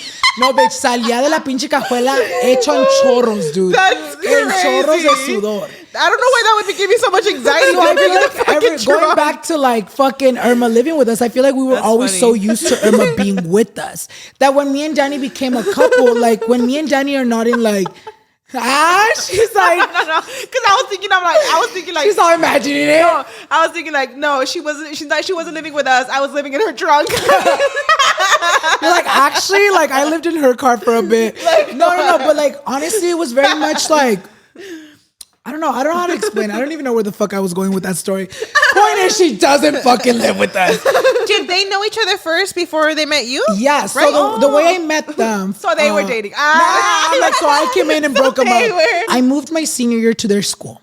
Mm-hmm. Like at the time, my parents were going through like money issues, so we literally got kicked out of our house. Like they're like, pick up your shit and leave, and I'm like, all right, I'll Chavo del Ocho with my little broom and it wasn't that serious. But we did get kicked out. We did get kicked out. And I moved to Anaheim. So I went from Santa Ana, which I know you girls are familiar with Santa Ana. I moved from Santa Ana to Anaheim my senior year of school. And Danny used to be like the office aide. So when I went in my first day of school, they made him give me a tour. So they made him give me a tour of the whole school. Y obviamente yo no conocía a nadie. Like I didn't know anyone. Like I was brand new to the school. And Danny was like, hey, do you have friends? Like, do you want to hang out? Like you can kick it with my friends. And I was like, oh, chingas madre, like I really don't have any friends. So I hanged out with them the first day. And then the second day, the cheerleaders like asked me to kick it with them. Mm-hmm. And at the time, you know, when you're in high school, you're like, oh my God, you associate the cheerleaders with like the popular people. So I was like, ay, qué bueno. I'm like, chingas madre, Danny and Irma. No, at the time, I didn't even know Irma like that though. Because she was always like, she wasn't Danny's group of friends, but like she wasn't like, you know, like that friend that like is just there, but like no habla mucho. So then when I met them, whatever, I started hanging out with the cheerleaders. And only the second day, at the time I was doing makeup already. I was already starting to do my social media. I hadn't even hit like, I think I was like at 30K at the time on Instagram. And I was wearing like little soft makeup. Y me acuerdo que, dude, I was so harto de the cheerleaders because I got my lunch. And I swear to God, the whole lunchtime, I didn't sit down one moment to fucking enjoy my lunch because they were all talking about my makeup, que give me tips, que give me that. Y yo con hambre, güey, like, let me fucking sit down y tragar. And they were like going like, oh my God, you're so beautiful, you're so this, you're so that. I'm like, no, I feel like I'm so popular. I know. I was like, I don't remember that. Like, I don't remember you being that good looking. But I swear to God, like, it was like annoying like that too, where like the third day I was like, I can't do this shit. Like I didn't even fucking eat. Like these bitches are annoying. Oh my God, okay. So then the third day I was like, wait for me, Danny. And I think it wasn't until the third day that I met Irma. Okay. Because she came with Danny. I think they had each other like for a period. And she brought her and he was like, oh, that's my friend. I was like, oh, hola, ¿cómo estás? Obviously, like I said hi, but it was very like brief. It wasn't until like maybe we got close like mid senior year. And then after that, like that's when I started, like literally, like after that, like literally we were talking about it the other day. Irma has been there for me like way before I like even Danny too. Like obviously, like I met them before I was even like a nobody. I'm a nobody. But I met them before I even started growing on social media. Is what I mean. And I remember Irma back in the day when I used to do what are they called? Seminars. I remember back in the day, Irma, she had crashed her car. Y ya no le prestaban mucho el carro, and her mom had a van. And I remember at the goodie bags, I didn't know how to take. I remember I had like a class in Fontana. Oh shit! So that from Anaheim to Fontana, that was like a 45-minute drive. Like obviamente we were still 18, very young. Goodness. I remember Irma was like, "Mom, I really need your van. I really need your van." Queen. And Irma lied to her mom. No me acuerdo qué exactamente le dijo. Y le prestó la van y pues. Yeah, like, worked out. She fucking took me with all my goodie bags for my fucking class, and it's ever since that I feel like we're always together. She literally is. I feel like her and Danny are like those people in my life that I feel like I can really go to them for anything. I love that. And you know, como cualquier otra relación, you have like your ups and your downs, and then you have like things que te molestan de ciertas personas. But I feel like that's normal. You know what I mean? It seems like a very healthy relationship. And I was going to say, you know, with social media, people like to, you know, stir the pot a little bit. What do you have to say about the rumors with, you know, you guys treating Irma a certain way? Like treating her like shit. No, because, you know, there's been rumors, right? They've died down though, right? For sure. I feel like, you know what it is too? I feel like when I first started doing social media, I was very big on the, bitch, I'm going to treat my YouTube videos like if it was like a reality show, right? Yeah. Obviously, they weren't filmed like one, but like le exageraba muchísimo, right? Like even my jokes, like I obviously character that you like. Yes, like if you look at my content back then versus my content now, I feel like back then, like you can go back and be like, Moo, did he really just say that? Like, no, I cringe, bitch. When I look at my old content, I'm like, I'm gonna go expose you. No, but I really like. There's a lot of things that were like either tone deaf or things that like I wouldn't say nowadays, but back then, like I really did see social media as, you know, just a place to really entertain people. So even my relationship, like obviamente I'm not saying that we don't fight, but like we would fight, me and my boyfriend on camera, and we would exaggerate I like that, though. Now that she does social media and now that they see her in her point of view, like I feel like now people like see the way she really is. Like como te digo, como cualquier persona tenemos lo bueno y lo malo. You know what I mean? And I feel like I've learned to accept not just her but Danny, igual que ellos me han aceptado a mí con lo bueno y lo malo. So I feel like back then, like Irma wasn't doing like YouTube full time, so like se miraba muy like pobrecita or this or that. No, like really though. We're like, bring her out, Irma. Take us to how you really feel. Imagine. There was literally at one time, like when I first started doing social media, like Irma didn't even want to be in my videos because she couldn't handle like the hate, right? Like there was this one time she came like on a video and she would get hate. Like they would just, I feel like when I first introduced her to like my audience, people were like, oh, she's using you. She's this, like she's a bad friend.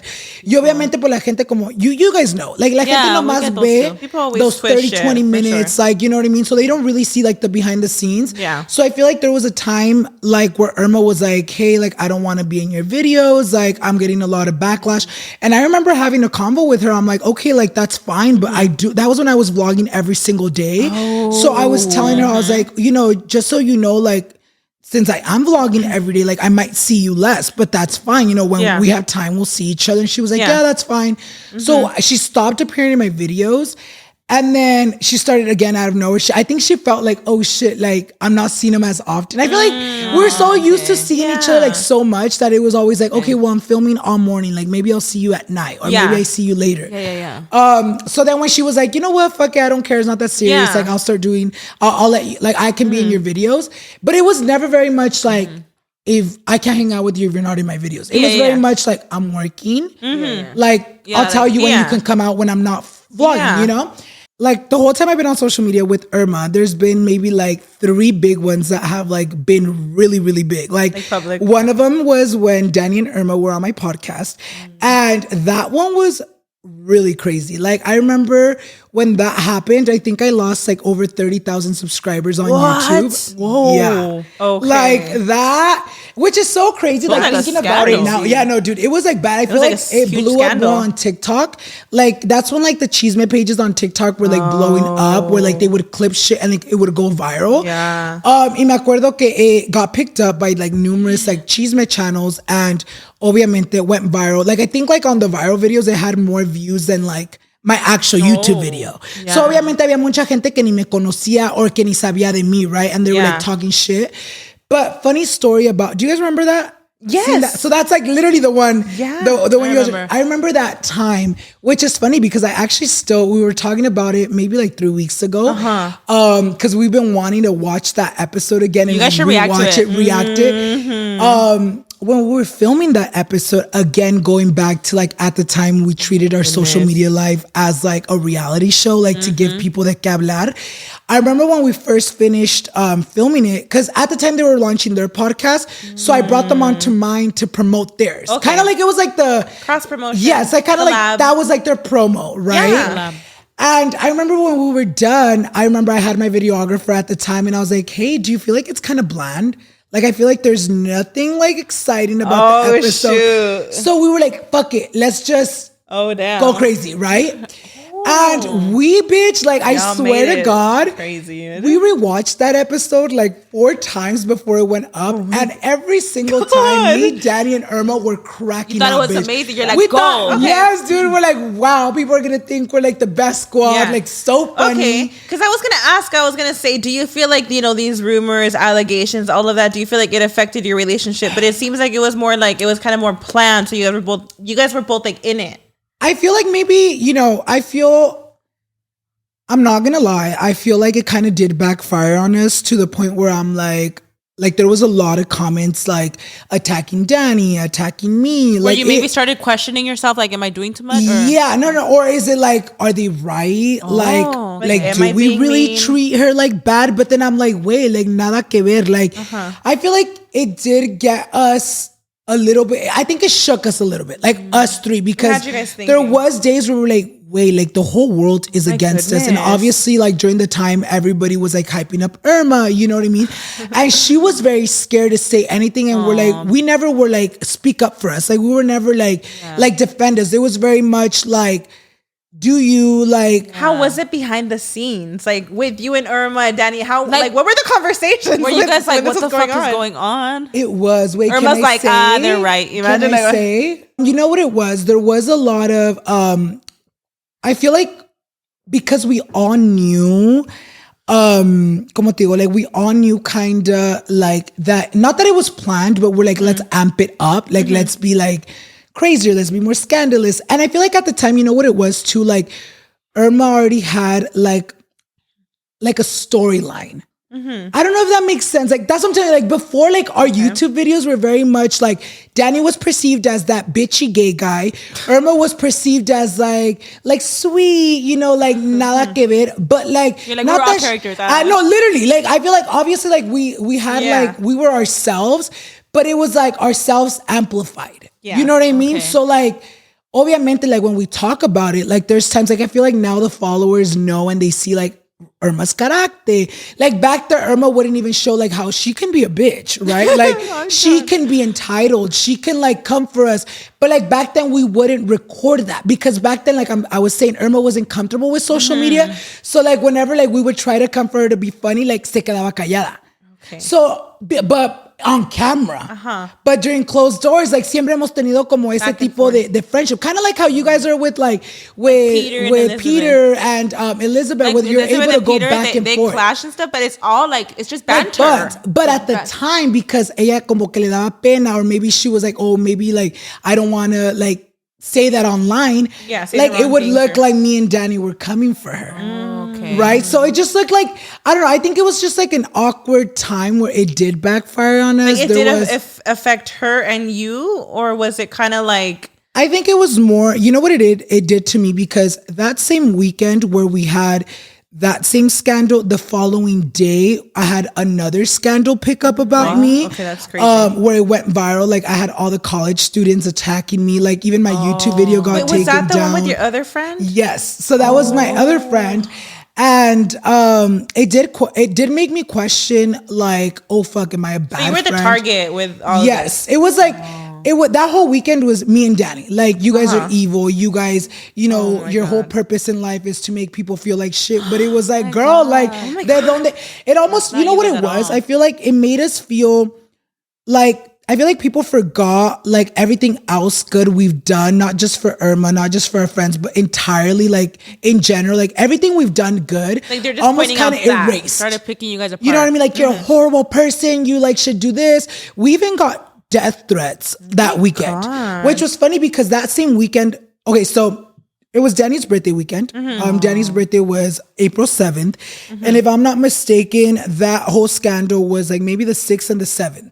So it was Danny's birthday weekend. I know. So when the first scandal went up, the Noche de Pendejada scandal, we're like, you know what? Let's not pay too much attention to it. Like, let's just celebrate Danny. Like, And we're then like, the other one. and then the next day, my YouTube video goes up. What Ya the gente la fuck? traía contra mí. They clipped that video out, which keep in mind, like when that video did, was like their green light the to one go with crazy. my friend, the second one, like I already knew, like with Irma, I feel like there was nothing to aclarar because los dos sabíamos. right? Like we knew like that it wasn't how people were making it out to seem. Me, Danny, we're all like, no, like people are exaggerating it. Like we know how you are with us. We know what you do for us. We know what we do to you as a friendship. You know what I mean? Yeah. Like nada que ver. Like people are not going to make us feel like we're against each other or hate each other or like break up a friendship.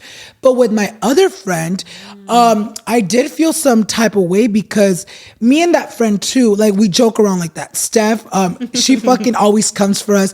She's like our gay friend. She literally is. So she has like that cattiness to herself. So me acuerdo cuando eso pasó, she would always come for me too, but también ella, always off camera. And then I hit up my friend that second scandal, that second night. The thing with my friend though, like she's always catty, but on camera she's very shy. And why? Which I understand. She actually has a career, you know what I mean? She's like in the child services, like that field. So I understand. Used to the camera. And also she's like a lot of my followers, like a lot of my she works like in group homes, like with like kids and stuff like that. She's like, she has people that she works with that follow me. So obviamente she's very like, fuck, like I don't want to lose my job or I don't want to say something that like in my career space, it might be like too much. Yeah. So I remember when I reached out to her, I remember I was like, hey, you know, I don't know if you've been seeing like all the comments. Like, I just want to like let you know as a friend, like that comment I made was not to like make you feel bad. And then yo básicamente like disculpándome, right? Yeah. Like I know how we are on camera, but if that comment did make you feel like bad, let me know, please. Yeah. Y luego me manda mensaje rápido. She's like, no, bitch, like I didn't really care about it. Like yada, yada, yada, yada, yada. Like, and she's in education. She's literally like my only like friend que tiene una educación. Yeah. Like all my other friends, including myself, college dropouts, like she actually has like a career. And I feel like when that happened, she really did tell me like, no, don't worry, like nothing with me. But she also did sit me down and she's like, but I can see why people are mad. Like, obviously I understand, like, I know we're like that. I know que obviamente like nada que ver, like no lo tomé a pecho. But she did let me know, like, I can see why people were offended. I can see why a whole group of people felt mad. And that's when I was like, okay, like I just want to make sure that we're good. Yeah, I did talk about it online, but I also felt like, okay, like I apologize to the people that were affected. But then after that, I was like, you know what? I don't need to drag it on because as long as my friend knows where I stand, as long as she knows it was never with that intention, that's when I was like, me vale verga. You don't need to explain anything to anybody as long as you guys are good. Yeah. And that's how it was. That's and even when it's like, I feel like now though, I feel like back then, sometimes it would get to us, like when people would say things about us, but I feel like we've been doing this for so long.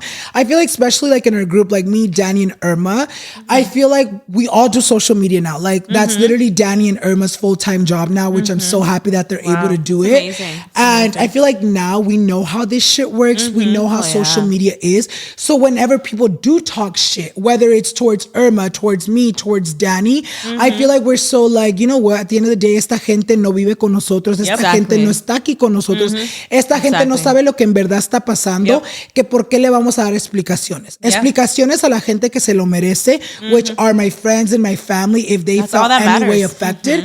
Pero si no te afectó a ti personalmente, es lo que yo digo. I feel like with social media, la gente se lo toma mucho a pecho. Eso es lo que yo siempre he dicho, like a veces cuando, like, okay, like for example with Irma, she had her, you know, her gastric balloon. Mucha gente sabe que yo se lo regalé. Mucha gente la atacó during this whole process, la atacó mucho because la estaban comparando conmigo. And they were like, why is she not losing weight? Alan wasted all his money, all his time. Like, she literally, and to me, like, and people would be like, oh my God, Alan, I'm so bad. I'm so sorry for you that Irma malgastó su dinero. And I'm like, girl, like, first of all, I'm Irma not looks even amazing. Angry. No, honestly, she looks incredible. And to me, it's like my friend lost the amount of weight she was supposed to lose with the procedure. It's not the weight loss surgery I got because she was scared to get it at the time. But I feel like la gente como que a huevo quieren pedos. ¿Sí me entiendes? Like, donde no lo hay. Like, people were like so like, oh, Alan must be annoyed. Alan must hate it. And I've said it many times. Like, you know what? Like, si yo no lo he dicho verbalmente que me molesta, que gasté mi tiempo, mi dinero, entonces yo no sé de dónde chingados están sacando eso. Because she did get a lot of hate this year. I feel like a lot. And see, that's what I mean. Also, I feel like a lot of people with Irma, like she has like I'd like to say she has like a strong fan base, but with her personally, I feel like since she started vlogging, like obviamente when you vlog, like la gente empieza a ver a ti, you know, like in your point of view. So now she gets like, obviously she gets a lot of love, but she gets a lot of hate because people like see like the little things, you know, like I guess you can say as humans are flaws because we all have them, you know what I mean? So like, I feel like this year, and because she was so out with like just in general, her life, like she's gotten a lot of hate and they've always kind of make it like, oh, Alan, how do you feel about that? And I'm like, girl, like, we do not talk about that behind the scenes. Like, if anything, I tell her, like, because there was a time where she was letting the comments get her, like, oh my God, I'm sorry if you feel. And I'm like, girl, like, I'm not tripping. Like, lo del dinero, el dinero va y viene. Like, to me, it's like, si tú te sientes bien perdiendo esas 30 libras, eso es lo que a mí me importa. Si tú no perdiste más, ya es tu pedo. You know what I mean? Pero yo no me siento mal porque al fin del día no es mi cuerpo. Dude, people are fucked up though. Like, I wish people like would, like when it comes to like us being online and stuff, we've been online for so long, we're used to the dragging. And you know we know how to like mute it off, right? You know, like, just ignore it.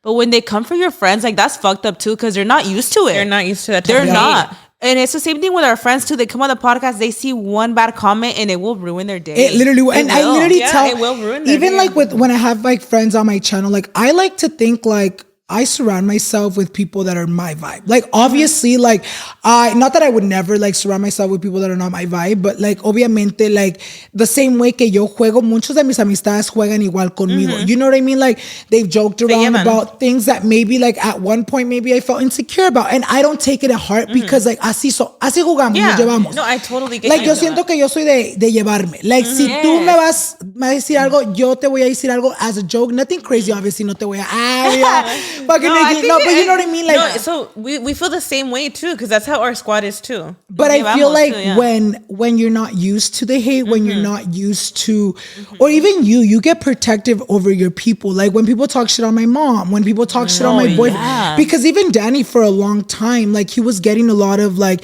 mantenido. Like people would come up to him in person. People? I remember this one girl, I still remember at the fair. In person, girl. And it's just so awkward because no te vas a poner a pelear, obviamente. Y la muchacha, obviamente, no lo dijo de mala onda, but you kind of get caught off guard. You're like, oh shit. Like, they're like, oye, el mantenido, ¿en dónde está? What? Like, little stuff. Y obviamente, we're like, oh, he's right there. Like, hi. Like, it's awkward, right? Crazy. And obviamente, like, even if we joke around about it, like, we've joked around. Like, that's what I'm saying. Like, we've always joked. Like, Danny will joke around about it. Like, obviamente, like, that's crazy. Like, person. We can't, like, decline the fact that, like, I make my money, obviamente, like, more than Danny, but like, de que es mantenido no lo es. You know what I mean? Like, even from the start, like, there was a moment when me and Danny were like barely dating, there was a moment where he was making more money than me. When he had his 9-to-5 job back in like back when we were living in the apartment. My God. You know that's crazy. That's where I met you at the apartment, I started doing YouTube. But before I started that year, I started doing YouTube because of Annette. Before I was doing YouTube, I was actually only doing like Instagram, like beauty content, like content where like I wouldn't talk. It was just like showing my makeup and everything. Y yo me acuerdo que llegó un momento, I was living off a check from a makeup brand that I had collabed. I had the makeup product in stores. Me habían dado $50,000 que yo en ese tiempo me sentía rico, right? But like, I mean, obviamente, that's a good money period. No, es mucho dinero, but honestamente, like we used that money to move out. So cuando we furnished our place like the first month, we literally like, by the time it was like month 5, like yo ya nomás me tenía como maybe like $2,000 en mi bank account. Like we went through that money quickly. So there was even a moment in our relationship where Danny and me would have convos where he would be like, hey, do you think you should start looking for a job? Like, you're not making money. Like, rent's coming up. Ya todo tu dinero se te está acabando. And there was a lot of times where I was like, you know what? Maybe I should. Like, maybe, like, at the time, Danny was probably putting more de renta because, like, he was making more, you know what I mean? Like, I was barely making enough to, like, go by.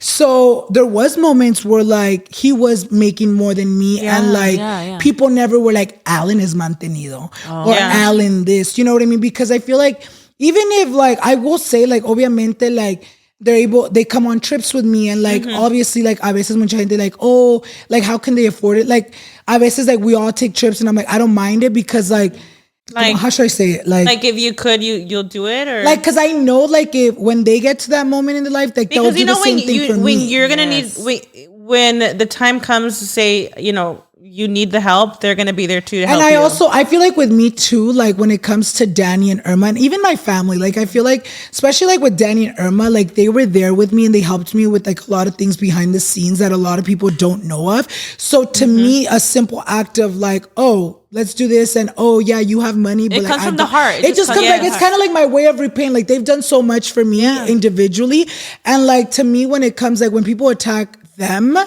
I get really like, I think I get even more mad than them because I'm like, girl, like y'all ain't no shit. I also feel like giving is your love language. I think it is too. I think it is. I feel like, you know what it is? People always, especially online, I feel like I'm very good. I'm always giving, right? And I feel like people be like, oh, like it just sucks that Alan doesn't get like anything back, not just from them, but like my family, like my other friends. Like there was even times where Annette was getting hate, like, oh, Alan goes above and beyond and like blah, blah. But to me, it's like I never do shit with the purpose of like I expect that shit returned. I was gonna say the purpose of giving something is because lo haces de corazón, like te nace to give someone something. That's not something that you should naturally and it's people over here fucking nitpicking. They should fucking know. And I feel like at the end of the day, like, es lo que te digo, like with social media, like I feel like I've been doing this shit for so long que ya like, ya hasta aburre la gente. You're like, ay, ahora qué van a decir, ahora qué esto otro. Like recently, I literally did a video where I was like, okay, I'm going to have like my alone date because also like going back to the question of does Irma live with you guys? She doesn't, but like she's always with us. And obviously we don't mind it, but obviamente como cualquier cosa, like a veces being with someone 24/7, like a veces sí como que te harta and you kind of want your space. Naturally start arguing. No, literally. And I feel like that moment when I kind of needed my own time, like I was so used to Irma and Danny having their 9 to 5 that whenever they would be working, that was like my alone time. Like that was like my breather. That was, so cause they kind of both, Danny was kind of let go. He wasn't fired. He had like problems con sus papeles y todo eso. So like they had to let him go. And then Irma sí, ella sí la corrieron. But they kind of got let go around the same time. So right now it's like a full house. Oh, full house. Like always 24/7. So when I did that video of like, oh, you know, I'm going to go out, have my alone date. People were like, he's over them. Like he's going to drop live with them anymore. And I'm like, girl, like it's not that serious. I need a breather. I need to go have my alone time. Like it's not that serious. I mean, that's a fact. When COVID happened, a lot of families, like they were like low-key struggling being all together. People need their alone time. Yeah. It's a proven fact. I feel like you can go insane. Like, yes, absolutely. I feel like there's times like even me and Danny as a couple, people always be like, does Irma not annoy you guys? And like simple answer, no. But there is times, obviamente, not that she annoys us, but like, yeah, and that's what I go back to like the PDA. Me and Danny aren't like affectionate to where like we can literally be kicking here and you're not gonna see us like kissing, right? So it's very easy, like we're not like always like being like, like, you know. So like it sometimes just feels like, oh, Irma's kicking it, like we're just kicking it. Pero a veces obviamente como pareja necesitas tu tiempo solo. Like there's times where me and Danny want that like alone time. So there's times where like we will let her know. Like we'll be like, hey, like don't come. Like, you gotta go home. It's been 10 days. No. But like it's not even like that because I feel like sometimes like, ¿cómo te digo? Like como que a veces necesitas tu tiempo con tu pareja. Yeah, and I feel like sometimes me and Danny, since we're literally, I can say Danny's like my soulmate, like my best friend. Yeah. A veces like podemos pasar el día, like we're obviously like we kiss and everything, but like se nos olvida that we also have to like work on like our relationship. Yeah. You know what I mean? Or like go on dates. You're sometimes more friends than like a couple. Yes. Or like obviously like couple by night, friends by day. So it's very like, so sometimes we have to be like, you know what, baby, like we haven't had like an alone date, like, or like an alone time. Okay. You're like go home. A veces se quiere uno like coger en la sala. In the kitchen. Irma's all making eggs on their fucking like a veces like obviously like we're guys, we're horn dogs. Like even girls get horny, dude. Like, of course. Obviously like there's times where you're like so she joins. No, she watches. She records. No, dude, like has she ever caught you guys? Just wondering. Not caught us. But I mean, obviously, like when we were younger, like we've done it, like not in front of her. No, not like that she's watching, but like let's say like we're staying in the same hotel, ella ya dormida roncando, you know. Acá. Same bed or no. You know what? Wait. Funny story. When me and Dan, see, this is what I mean. I feel like we were so good friends because when me and Danny like became a thing, Irma got mad. Like. Chins and Giggles is proudly supported by Liquid IV. Don't reinvent yourself for the new year. Just rehydrate yourself with Liquid IV. With 3 times the electrolytes of the leading sports drink, plus 8 vitamins and nutrients for everyday wellness, Liquid IV hydrates 2 times faster than water alone in a single sugar-free stick. So you can feel like a hydrated new you, ready to take on 2024. Let's talk about exactly how easy it is to use Liquid IV. You just open the pack, you pour it into your drink, and you shake it up. This looks good. Let's give it a try. Yep. Y'all, that is so good. They do have 3 new sugar-free flavors: white peach, green grape, and lemon lime. I can't wait to try those. My favorite times to use Liquid IV is definitely one in the morning because I just like waking up and feeling hydrated.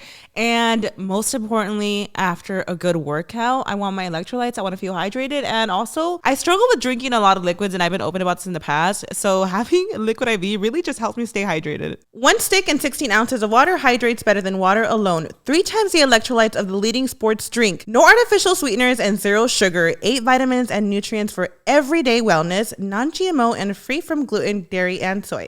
Rehydrate yourself for the new year. Grab your Liquid IV Hydration Multiplier sugar-free in bulk nationwide at Costco or get 20% off your first order when you go to liquidiv.com and use code CHINS at checkout. That's 20% off your first order when you shop Better Hydration today using promo code CHINS at liquidiv.com.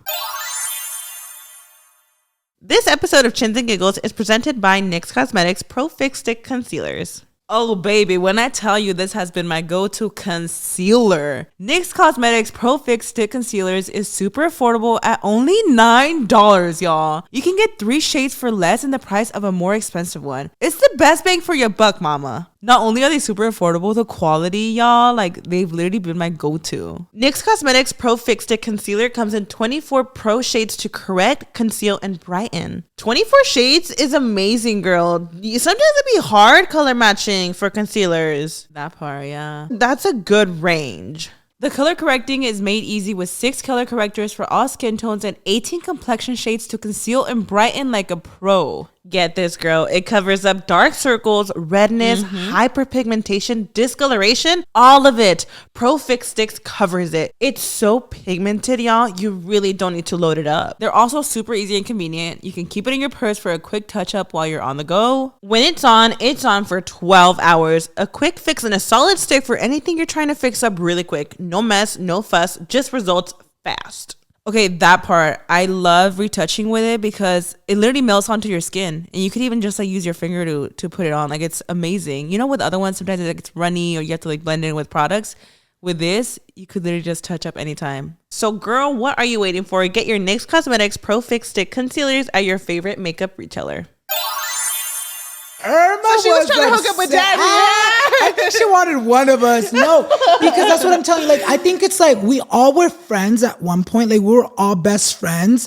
That when me and Danny started dating, like we started talking like low key, like BTS vibes. She felt a little bit left out. So the way she found out was we didn't go to our prom. We were gonna have prom where I had my 8th grade dance. So I was like, hell no, like I don't even know many people in this high school because remember I had just moved to that high school. And I told them, I was like, dude, that's where I had my 8th grade dance. It's not even that poppin'. So they were like, oh, why don't we go to Disney? At the time, I was always like that friendly gay that I would always kiss all my gay friends goodbye, like peck vibes. So at the time I was doing that shit with Danny, I'd be like, okay, bye, baby. And like, you know, just being like extra gay. Would you kiss Irma too? I think I would, no, like peck vibes, like mwah, like you know, like just mwah. Maybe not like not maybe not at all. No, and Danny, that's how me and Danny became a thing because he started taking it more than friends. He's So a there would little be tongue, times. yeah. No, there was a time I remember like straight up, like I think I was walking him home because he kind of lived by the school. Yo pasaba por su casa para irme a la mía. And I remember like we were outside his house and I was like, bye, see you tomorrow. And I was like, and bitch, Danny was like all closing his eyes, like all romantico eyes. And I remember I would always make him feel like shit. I would always, not like shit, like I would make him be like, I do, like you're thinking more. So we were always like, so you would friend zone him? Yeah, because like that's how I would be with all my gay friends, you know what I mean? And then me and him started kind of having like a thing, and we went to Disneyland for our prom. And I remember, I don't know if you remember in California Adventures, estaba como el cine, like at World or some shit like that. There was like a little theater where you would go, they would show you like, what was it, baby? Do you remember? Like where the Spider-Man shit's at now. Okay. Like they used to have a theater, and I remember me and Danny were already holding hands low key. Okay. We had already made out in It's a Small World because I had been like, Is that where you guys made it official? that was our first kiss. It's that a night small we made world? it. So it's a small world. Keep in mind we would always pack.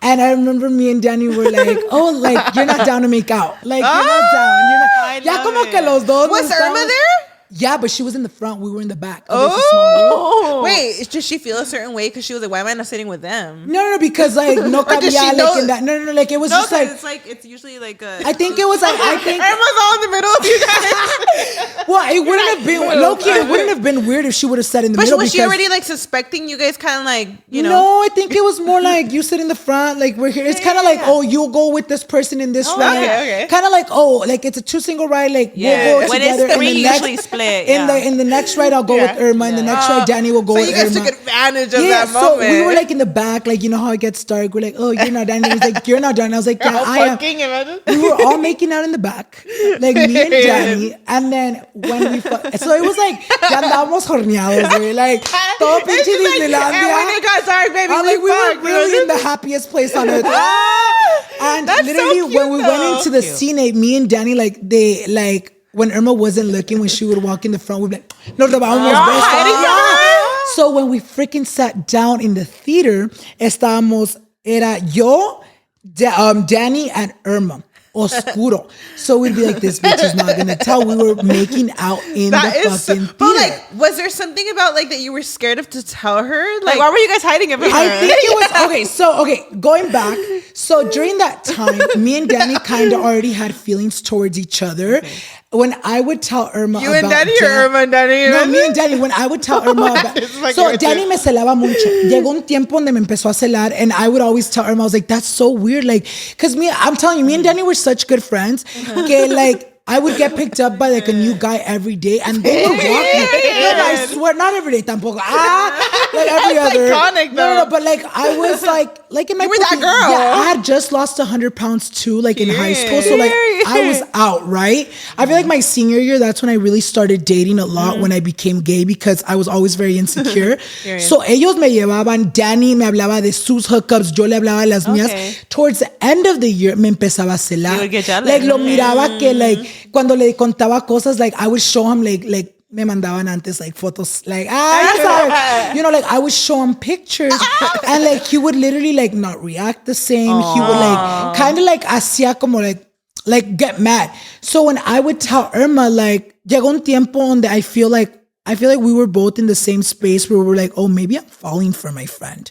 Maybe I like Danny more. And he felt the same way. Pero cuando Danny le contaba a Irma, mira, Irma se está escondiendo porque le da vergüenza. Cuando Danny le contaba a Irma, Irma le decía, I don't think it's going to work. I don't think he likes you. Cuando yo le contaba a Irma, me decía lo mismo.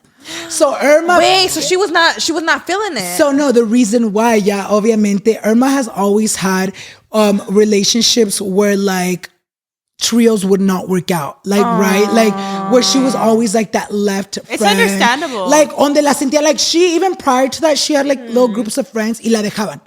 Like, se hacían más amigos unos. So ella en ese entonces, y ahora. She was worried. She was worried that we were going to be too in love que le íbamos a botar. Like, we're like, girl, peace. so real. Ella nos decía, like, no, like he doesn't like you. He's talking to this. Y también you me both were decía, telling her. Yeah. So like yo en mi mente like, okay, like it's not gonna happen. Y él tampoco, right? Yeah. So when we were in Disneyland, yo me acuerdo que estaba allá, güey, en acá, yo aquí, ella, me and Danny making out. Wait, like sin exagerar. Pum, pum, se levanta in the middle of the fucking show. And she's literally like this. Like, we're making out. Keep in mind that we're in our zone, bitch. At Disneyland. I swear to God, we probably had a chamaquillo sitting next to us. Like, I don't fucking remember. She stands in front of us and she's like, standing there the like, spotlight on her face. no, bitch. And keep in mind, we didn't even notice the girl. Like, we're like making out.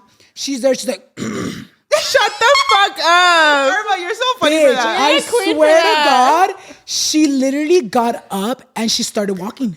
What? Se salió del cine. And me and Danny were like going after her, like kind of like walking behind her. And we're like, why is she mad? Like, why is she mad? Like, well, whatever. Nos dijo que por qué, que esto otro. Le dijimos, long story short, le dijimos que no era nada que ver, que it was just us, you know, being gay. No, we really did. So that Practicing day, our first kiss. no, that's literally, all. like, we literally, sepa la verga que le dijimos, pero le dijimos básicamente nada not que what it ver. looks No, like. literally. I'm like, it's not what it looks like, bro. No, it literally was like that. That And I is remember so funny. that night was Irma's parents were so strict. Like, to the point that Irma's parents at the time no le gustaban que se juntara mucho con nosotros because la mamá, so they're a little bit more old school. So le decían mucho a Irma, ellos son hombres, van a querer contigo, te van a hacerle cosas, like they want to fuck you. Like they were very old school. And we're like, ay señor, nada que ver. But like at the time, like her parents were very strict. And that day they let her sleep over. So I remember it was me, Danny, and Irma. At the time I was living like with my mom, obviously. And we had like, I had like 2 twin beds that I had made. My brother had moved out, and pegué la cama de él y la mía, and I made like a really big bed, right? Come on, king size. So it was Danny, Irma, and me. No, Irma, me, and Danny. Okay. And I remember it was like 1 o'clock in the morning, right? And me and Danny were like, she was knocked out as we thought. Oh my God. And me and Danny were like, so what's up? Period. Like what happened What's today? good? Yeah, literally we're like, so what are we? Like, you know, like those combos started like at the time, like obviamente él sabía que yo todavía estaba hablando con muchachos y él también. So we're like, what does this mean? And we both were like confesándonos, way. Like we're like, no, I like you, you know, yada yada. And they're like, okay, so like, are you down to drop everything? Like, yada yada yada, right? The next morning, and then we also were like, okay, so how are we gonna tell Irma? Like, ¿cómo se le vamos a decir la noticia? Because It's cute that you guys considered to tell her. and also we were very much like, ya vimos cómo reaccionó, güey. No vaya siendo que, ya, confiésala. She's all I object. So, bitch, the next morning, 8 de la mañana, we all wake up. Irma, we have something to say. I already know. You guys are a thing. I heard everything last night. What? Bitch, like, toda. Wait, y para no exagerar, I think at the time, like after we finished talking, you know, like obviamente, like we were young, we were like, we'll see, like te lo voy a decir, like we were like, we wanted each other, obviously, so we're like making out, you know, rubbing, but then we'd be like, no, she's sleeping. So we stopped it. So imagínate, güey, si hubiéramos hecho todo, You would have. y ella dormida, she's like all fucking front row seat, but it was crazy. Did it take her some time to adjust to the news? So when she told us, like, oh, I heard everything, she was upset. Like, she was upset. And me and Danny were like, homegirl, why are you so, why are you so pressed? Like, is there something you want to confess? Did she end up telling you guys why it She did? did. She told us, she was like, you know what? Like, I just feel like, keep in mind, we were friends all school year. Towards the end, we were like, we become a thing. I think it's because you guys were all friends and, you know, like it was a trio friendship. Yeah. And she was worried that you guys would drift apart. And after we you were guys just got gonna together. drop Yeah, and not just that. I feel like when you end up dating a really close friend, there's always fear of like if it doesn't work out, then that friendship is completely and that ruined was actually what afterwards. happened because me and Danny were super close, like friends. The first time we did anything, we broke up the next day. Oh, shit. Okay. So we went straight into it. No, at the time I used, so my mom was strict on us growing up, and then se empezaron a ir todos mis hermanos, so fue el último que quedó. So I feel like my senior year, I feel like also I grew up being the smallest, so I feel like there got a point where she was like, ay, déjale, let him do whatever he wants. Para que no se me vaya. So there would be times, bitch, on a school day, Danny trabajaba in TJ Maxx at the time. It was 11 o'clock. At the time, my parents slept in the sala, because that was one thing too, like one thing I always will say about my parents. Nunca tuvimos mucho, pero they always, which I feel like is also good and bad, they always gave up the rooms for us. Like they would always sleep en el piso en la sala. So at the time, eran como las 11, salía Dani de trabajar, and he would call me. He's like, hey, I'm outside. I would go either, sometimes I would sleep over or whatever. Yeah. Una noche, he picked me up, and it was like our first time. I don't even think we like fucked all the way. I think I only gave you head, huh, babe? Did I only give you head? I think I only gave you head because I do remember. I do remember. Like, wait, was Irma there or no? At this time, ya le habíamos dicho la noticia. We were like, okay, girl, and she was like, okay, like I don't know, but like whatever. A ver qué día me botan. And I remember like we did things, and it was so awkward. Like the next day, we were still in high school. It was so awkward that we literally didn't kick it with each other that day. We got home. I don't remember who broke up with who. I think we both kind of texted each other at the same time. There was just tension. We were dodging each other. We were like we didn't kick it at, like I went to go kick it with other people. Like él no me dirigió la palabra, yo tampoco. It was just kind of like awkward, you know. Do you think it was awkward because you guys were just really close? And like, I think that's what it was. It just like it was like we didn't even the vibes changed. It was weird. Like I felt weird and he felt weird. Not that he didn't like it. Because I'm like he enjoyed it. I'm like, trust me, I was making sure in 2 minutes. No, but like it was very much, I feel like that, like stepping from being best friends to like being more than best friends, it was very much like he was feeling the same thing I was feeling. Like, fuck, did we fuck You guys up? were probably both thinking like, wait, is this not weird? right? Yeah, that's exactly what it was. So I remember we literally texted each other and we're like, hey, this can't work. Oh, blah. no way. It was like, we're done. Like, I feel like we fucked up. Like, this is not like, it doesn't feel right, right? So, así pasó. Nos ignoramos como por 2 días. And then that day, I started pretty young getting like lip injections. I was still in high school when I got lip injections. So that day, I didn't go to school because I went to go get my lip injections. Y me acuerdo que esa mañana, he kind of broke the ice and he was like, hey, ¿qué me dijo? Me dijo algo. It was on Twitter because at the time he had like his Twitter. And me acuerdo que me texteó something along the lines like, good luck, right? And I was just like, thank you. Simple, like whatever. Went to go get my lips done. Pienso que se le antojó. I don't know what it was, but I remember that same day. I remember I posted on Twitter like I want to hang out with. Does anyone want to hang? Algo así. No me acuerdo exactamente, but it was like. It was a subtweet. But Hoping it was him. It was very like an indirecta, right? Because I also was feeling like weird, like oh my god, like how did it just end like that? Yeah, like we were good, but also keep in mind, even though I was feeling like we crossed the line, like I was still sure that I liked him, right? Like it was just more like, is this gonna fuck up everything? Yeah. And also keep in mind, like I had never been in a relationship.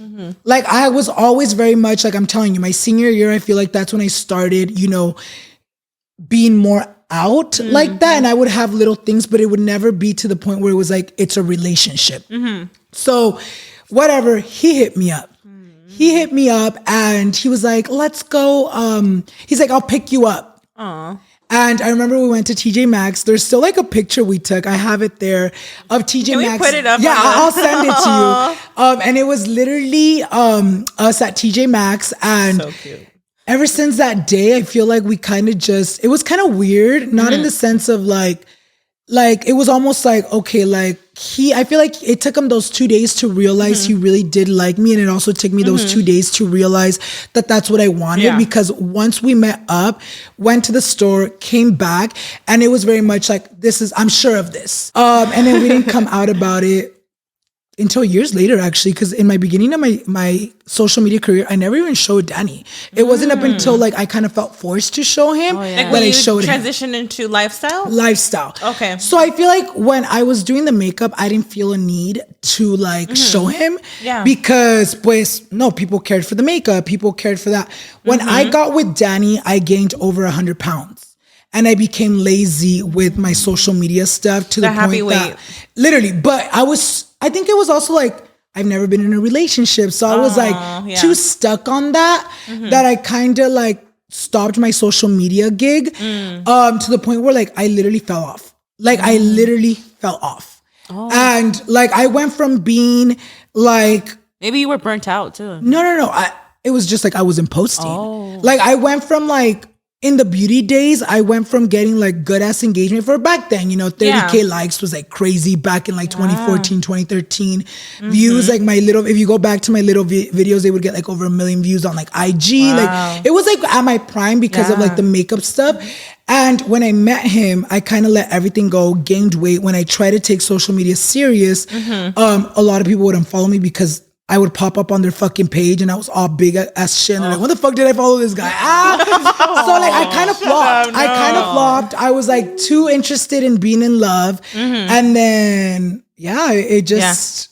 Have you ever felt like burnt out? Like how Karina said, like, I feel like we could all agree that being online, you have to be like keeping up with trends. Or you have to transition your content and stuff, but you do get to a point. I feel like I've hit a lot of burnout stages before. When I first started doing YouTube back in like 2017, 2018, when the whole pinche pendeja like became a thing, I was actually under contract prior where I couldn't like say bad words, where like it was a very tight contract. Like no cussing, like it was like very bad. And like at the time I was coming out in Annette's videos and I met Annette and she would always tell me like, why are you not like how you are in real life on your videos? Because at the time beauty influencers are like, what is up you guys? Like, you know, like very like to the T for the brands. So when I first started doing YouTube, I made it my thing where I was like, you know what? I'm still going to do beauty, but I'm going to transition to lifestyle. And I started posting every single day for 3 years. That's incredible. I was posting Monday through Fridays, vlogs, mukbangs. So I always like to say like, I literally worked my ass off like my first 3 years of doing social media. That's a lot to post. During those 3 years, I would get burnt out because obviously when you're filming, editing 3 videos a day, because I would pre-film like 2-3 videos a day to like be able to give myself even like a day of rest, right? And over the years, I feel like the longer you're in this, I feel like it just gets exhausting because you almost have to like. It starts to feel like work. At some point, you don't even know like what to post. Like exactly, I was posting fucking every day to where I'm like, what the fuck do I post now? What fucking story time like, do I give? That's how Vlogmas today. Literally, dude, it was so fucking. Imagine Vlogmas. You were doing Vlogmas, so now it makes sense. Crazy. Now it makes sense how you guys would start to exaggerate stuff to get, exactly. So like, and also think about it. People felt like they had access to me every single fucking day. So like anything that we would exaggerate, they would turn it bigger. Like people would come at us in the comments. It was an everyday thing, but we also like at a point like when it wasn't that serious, like when they would come for us like for little things, like we would live for it because we're like, ooh, people are talking, like you kind of get hyped. But going back to the burnout, I feel that way like more now, just because like you said, like we've been doing this shit for so long, like people that know me like ya saben mi historia, like what else? Like, I'm not going to be repitiendo la misma historia over and over and over, which I do. I'm like, si ya conocen esta historia. But you know what I mean? I feel like, it's like, what do I do now? Like, that's why I feel like you have to kind of like evolutionize with it because I feel like you guys have done an amazing job because there's a lot of people that were doing the same thing that we're doing around the same time that you see they're like, oh, where are they? But that's because they get too comfortable where they feel like they've made it and they're like, we don't have to post anymore. You have to evolve with you kind of fall off with yourself. You know what I mean? Even like the beauty videos, we're not doing them anymore because they're not a trend anymore. They don't do good. If I post a makeup video, I know it's gonna flop. I have to be like, I'm going bald. You gotta it's like a makeup tutorial. Like, get ready. I gotta have a crazy thumbnail, a crazy title. I almost got ran over. It gotta be a good story time if you want to incorporate anything with makeup. It's I literally true. do that whenever I do like sponsorships for makeup. Like there's times like, where the brands, the brands will be like, please say like you're like title it like reviewing this. Oh makeup. my Like, god, I'm like, I hate when they do it's that. gonna flop. I wish I could no tell them like, watch. no, let me do what the fuck I know what to do. Like I know what I do. I know what my people like. And it's like, and you end up just doing what they say, and it flops, and you're like, well, I told you. I honestly feel like that's one of the things though that I liked about the lifestyle content versus the beauty content, because when I first started doing YouTube and I started making money, I didn't do a brand deal for like maybe like 3-4 years. Not because I wouldn't get them. I'm like, but because como te digo, like I wouldn't look at my emails. I've always been also very like scared for rejection. So like when they would email me and I would email back like, oh, this is how much I charge, me daba miedo que me dijeran que era mucho, so I just wouldn't reply. Así quedaba. So for a long time, because I was you guys know the YouTube money at the time and still not uploading every single day. I will say, I mean, can we say like things? Oh yeah, I mean, and if you're tired of it, like at the time, you guys, there was months like I feel like the lowest I would make at the time was like 20,000. Like during fucking Vlogmas, the most I ever made in 1 month just from YouTube was like $60,000. So like obviously when you're making that much money, like you would be like, I don't need to do sponsorships. Like I had it in my mind very like, I don't need to do sponsorships. I don't need people telling me how to run my content when all I need is to keep entertaining my people and I'll keep making my money. Yeah. So I think it was very much like, you know, that, and then with the burnouts, I feel like I get them all. Yeah, and then sometimes with sponsors, you don't want to do them also too often because then you lose that disconnection from your audience, right? You know what's funny? When I started getting a manager, I feel like I was very like I was also getting to a point in my life where I was like, I don't know what to do anymore. Like, I don't know what to do with content. Like, you feel burnt out. You feel like, ya no sé qué hacer. During the time, I did start doing a lot of sponsorships because we do know like sponsorships, like I'm talking about some sponsorships. Sponsorships could pay up. Bitch. Like sometimes it's like what you make in 2 months, you can make that with one sponsorship. I was going to say, so when you started realizing how much they pay, were you like, all right, I'm going to start getting them in? I started doing them more. And like you said, people do get mad. I don't know why people would get mad. Like, oh, you're not wanting me to get my bag. Right, no. They're like, bitch, you're already getting it. No. Like, I was doing them too much to where I was like, fuck, is this like damaging my brand? Is this like too much? Because I feel like people got to the point where like, it would also kind of piss me off because I would be like, homegirl, y'all get so much free content every single day, but like there's YouTubers that post once a week and every video is sponsored. Yeah. So like I would get so mad, like, okay, like once a week I post a sponsored video and it's only a 2-minute mention and y'all get pressed. So I kind of like had stopped, and then, you know, now it's kind of like whenever they're there. You know, I feel like I mostly kind of like focus on the YouTube, the podcast, TikTok, Snapchat. Snapchat is good. You know what's crazy? I haven't used Snapchat in years, but I've slowly been hearing about it. And I didn't even know that, right now that you said it, I didn't even know they paid. They pay better than YouTube. No. What? You know what's so crazy? Talking about Snapchat, I had met like someone that worked with Snapchat. I told you I was doing Snapchat a while back? No, but are you still posting on Snapchat? Right now, no, but it makes... No, girl, get on it. Like, TMI, you guys. I always tell me when I'm live, I'll say it. Funny story. I had met like a Snapchat girl, like maybe at VidCon like 2 years ago. She came up to me. She told me about like, oh, Snapchat is pain. Like, come on. At the time, I ignored it because, bitch, like Snapchat was dead. Like, let's be honest. Like BFFR, like no one was using it. We had moved on. I feel like influencers stopped using it, but there was still people like that would use it to like text their friends and stuff like that, you know? And I remember that girl was like, yeah, they pay. But at the time I was like, girl, like there's no way I'm going to get on a new app. You know what I mean? Like, I don't think they're paying that much. Yeah. Maybe like a year later, I saw a TikTok of a girl doing an interview where she was like, I make this much money on Snapchat. She had said it was like $80,000 for 1 month, bitch. And I remember talking to Danny. I was like, homegirl, where the fuck is that? No, dude, trust me. Yeah. So I had told Danny, I was like, you know what? Chinga su madre, I'm going to try it for one day. I'm going to post, I think I posted like 80 like stories. And just stories. Okay, stories. Before I was on Snapchat, but they used to like repost my content on there. But it wasn't stories. Now it's like a stories thing. That's why if all your favorite influencers are on Snapchat, que porque all of a sudden les gustó la aplicación. Not me joining Snapchat tomorrow. I'm like, no, mi amor, la aplicación no les gustó, les gustó. So you just have to post stories. So I did it, right? I did it and I was like, okay, let's see how much, whatever. My first time I posted, keep in mind, like I had not posted in a while. Like I was like, whatever. One day, bitch, it was like, the first time I posted was maybe like $800 for one day. No editing, no nothing. And do you promote it on your stories? Like, oh, I'm posting. Here and there, not anymore. But it's because when you're verified on there, you kind of get... It's recommended. It's recommended. So like... Okay. Is there like ads that get you paid? There's ads. Because I was going to say YouTube is because of the ads, right? So now a lot of people, it's paying better than YouTube.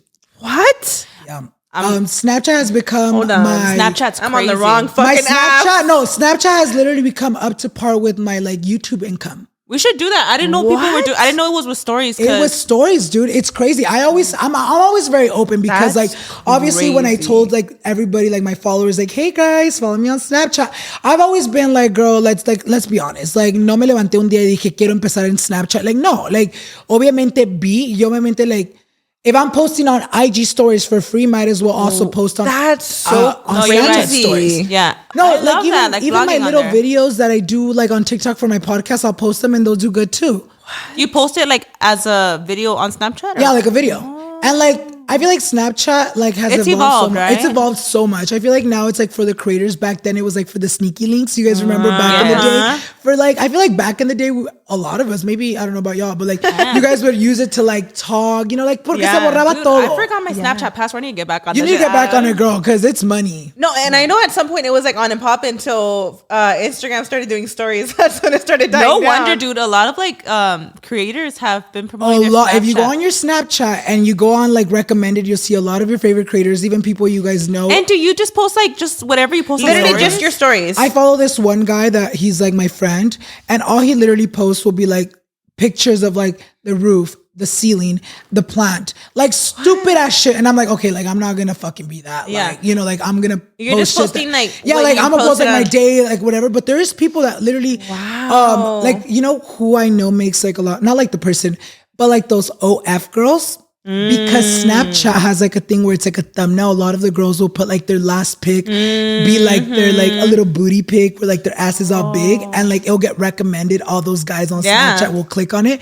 And I know a lot of girls that are on there that don't even get naked, girl. They're just side profile of the butt. A gym picture? A gym picture, literally. I'm about to get on it. I'm like, girl, you're about to be seeing popping because squats. We need to get on it. You're like, might as fucking well, bitch.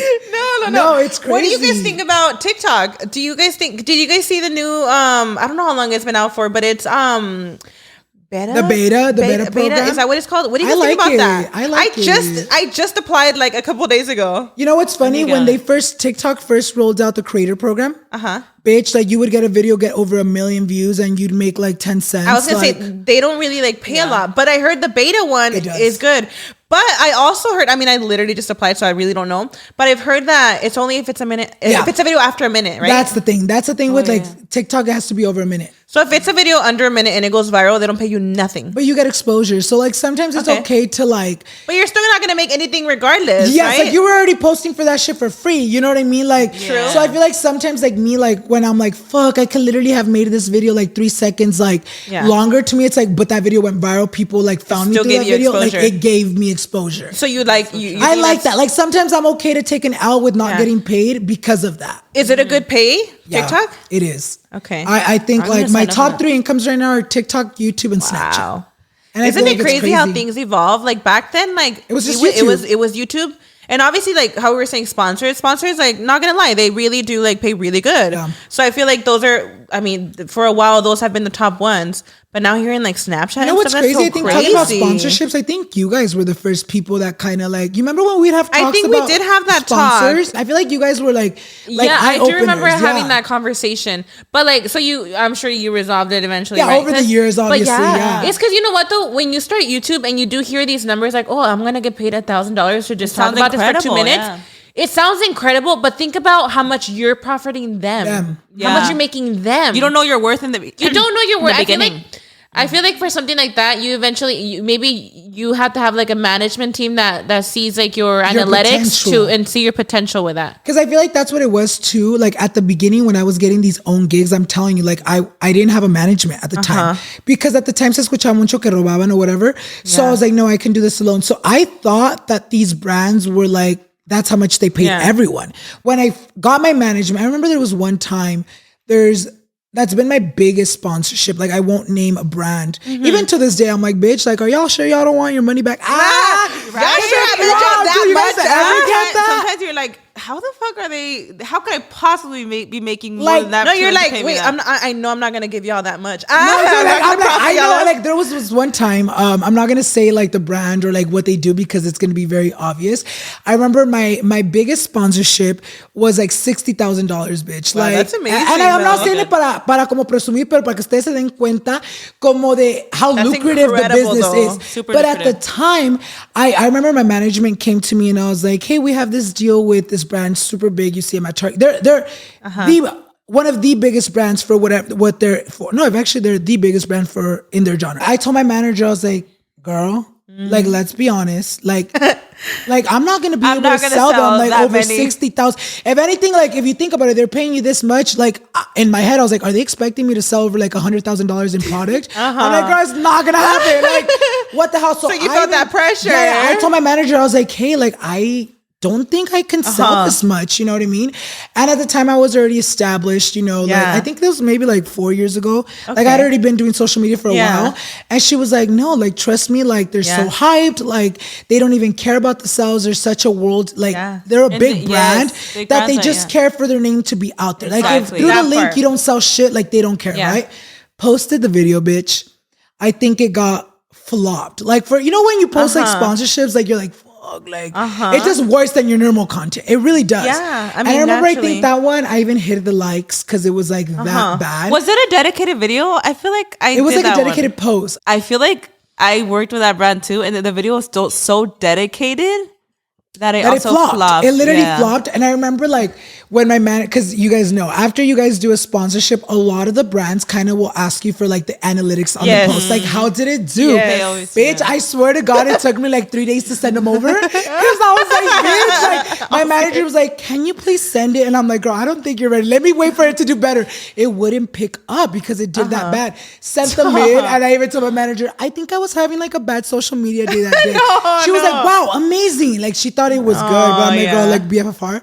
Nothing. Me pagaron y yo me fui corriendo. I mean, you got your fucking bag. Period. Yeah, but it does feel sometimes like you're like, wait, like I'm not worth this much. I mean, but you are, crazy. You know, like it's well, I'm not, bitch. I don't think I sold them. I've also heard with brands, if you look at it this way, for them, they say it takes brand. Is it? Awareness. It takes like 4 times for someone to see something to grab their attention. Yeah. So even if they pay you this much, they're paying all these different influencers for their goal is just to get that target and grab them like to. Like they don't care if you're selling through the link. Like it's like they just want that exposure. So like maybe the first influencer they worked with might not have given them many revenue or like maybe the second one now they heard of it. The third one you caught their attention. The fourth one selling. I think it's more of the exposure, and they got the money, baby, so they don't care. Yeah, I feel like that's why I didn't care because they're such a big brand. So I'm like, girl, okay, let's move on. You're like, this is nothing to them. I'm like, you know what? I actually am worth this. And I want to clarify. Obviously, like $1,000 to pay somebody that obviously it is a lot of money. We're not saying like, oh, that's nothing. No, it's a lot of money. But I feel like when you're in that world, eventually, you know, like having a management team and everything, you eventually do know your worth and the potential that you have with selling their product, etc. So we're not saying like $1,000 is nothing. I'm worth it is a lot. Much money or more, you guys, because yo igual que ustedes cago meo igual que ustedes. But I feel like when you've been in this industry for so long, like as you start meeting the people, like you start seeing that everyone like. That's how the business is, you know what I mean? So like, es por eso que les digo que, like, no lo digo para presumir, pero para que se den cuenta que por eso a mí, like, honestly, can I be honest? Por eso a mí me cae bien gordo cuando hay como influencers que andan pidiendo dinero on TikTok Live, que mándenme esto. Obviamente, like, when I go on people's lives, I love gifting my creator friends, but like, I've seen people be like, come on, you guys, send me this. If you guys want me to do that, send me that. And I'm like, girl, like, you know you're getting paid more. Like, ¿para qué le estás quitando el dinero a tus seguidores que a lo mejor apenas tienen ellos para su renta cuando tú sabes que te pagan bien. Do you know what I mean? Like, I've always been like, even when people send me shit and gifts, I'm like, don't send me y'all. Like, trust me, I'm good. Lo no necesita. El día que me miren en la calle, a lo mejor mándenme. But like, send me your roses. No, like literally, I'm like, send the galaxies, bitch, not the roses. Send me the lions. But I feel like it's very much like over the years you start seeing like, oh shit, like it really is such a lucrative business. Like you start We're like, so blessed, I remember the first time I got paid, it was like $50. And yeah. now it's because that was like the they would withhold it until you made 50 and then they would pay you, right? Or it was like at the time there was even nets, like net 30, net 45. It's a very crazy. I mean, it's crazy when you look at it from the outside. I will say that we are very blessed. Like you know, I've worked at 9 to 5s and you know, it's crazy the privilege, I guess, that you know. Yeah, when that comes with being an influencer. I mean, even just like with PR, like the way that they're sending you all this product. You know, I've had moments where I'm like, there's people out there that are literally like struggling to buy product, and here we are receiving all this free makeup, and it's really not fair if you think about it. Like, or sometimes like when I think about it that way, like you're like, fuck, like puros paquetes every day. You know, like because there gets a point when I was doing Pure Beauty, like I was getting like 10 packages a day at my door, like full of makeup. Like there was times where I'm like, bitch, like ya ni me cabe en la basura. But then when you really think about it, no, like because like back then in PR, like te mandaban un producto y te daban toda la cajonón. Like the my backyard's always full of fucking boxes. Yeah, like back then it was like más basura que producto.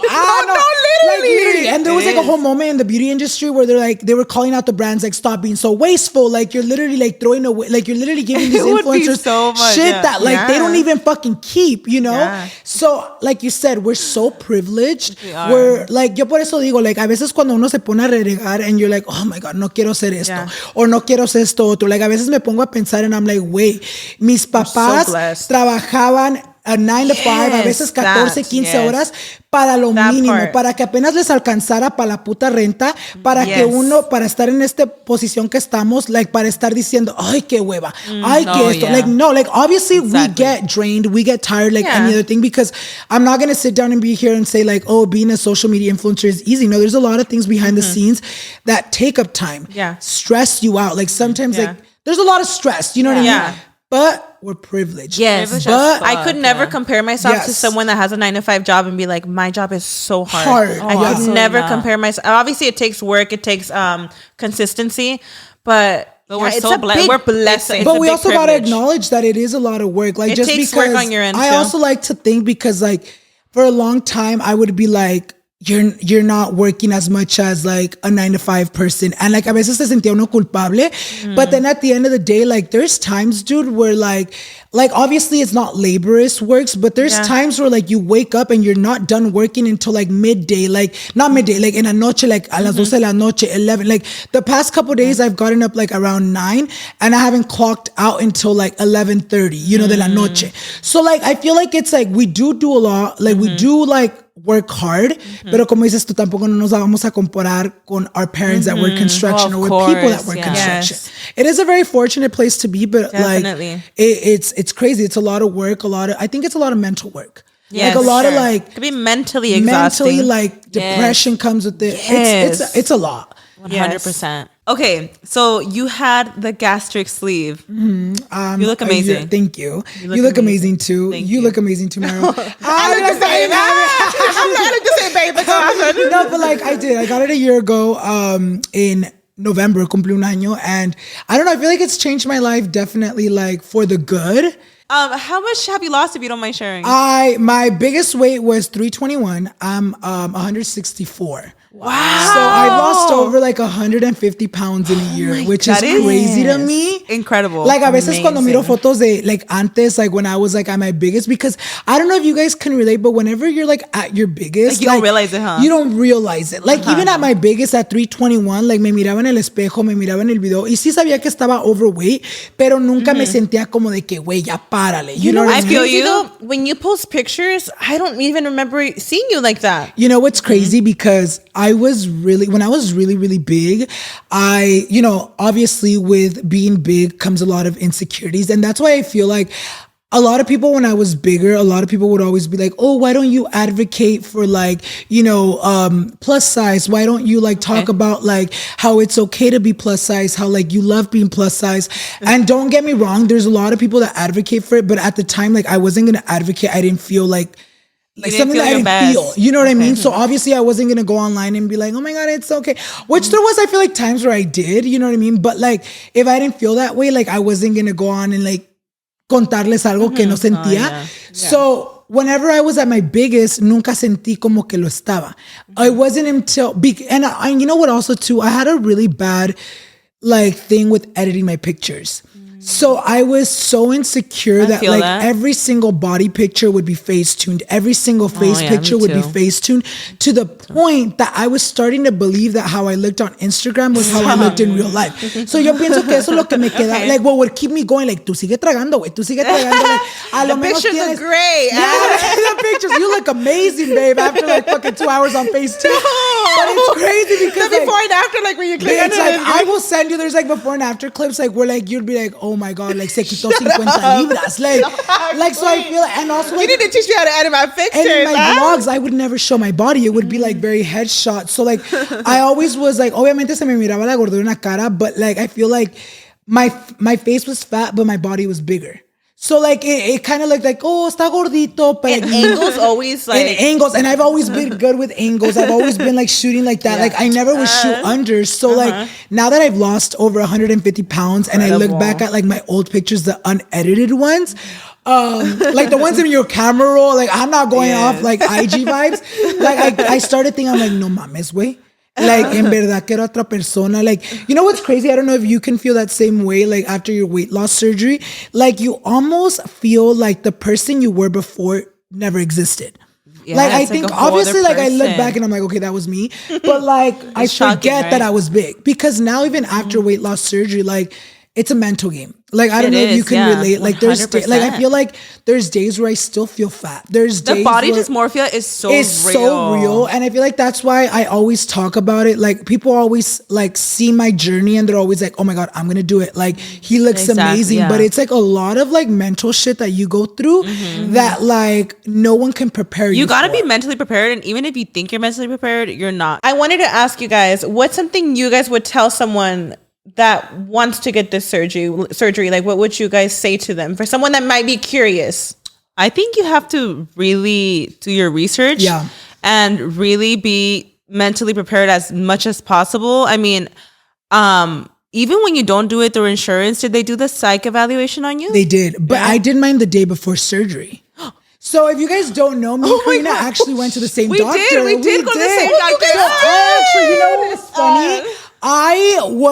Karina was like that last straw where I was like, I need to do it. So years prior to that, like I've always have thought about it. I really started thinking a lot about like weight loss surgery when I became friends with Adam.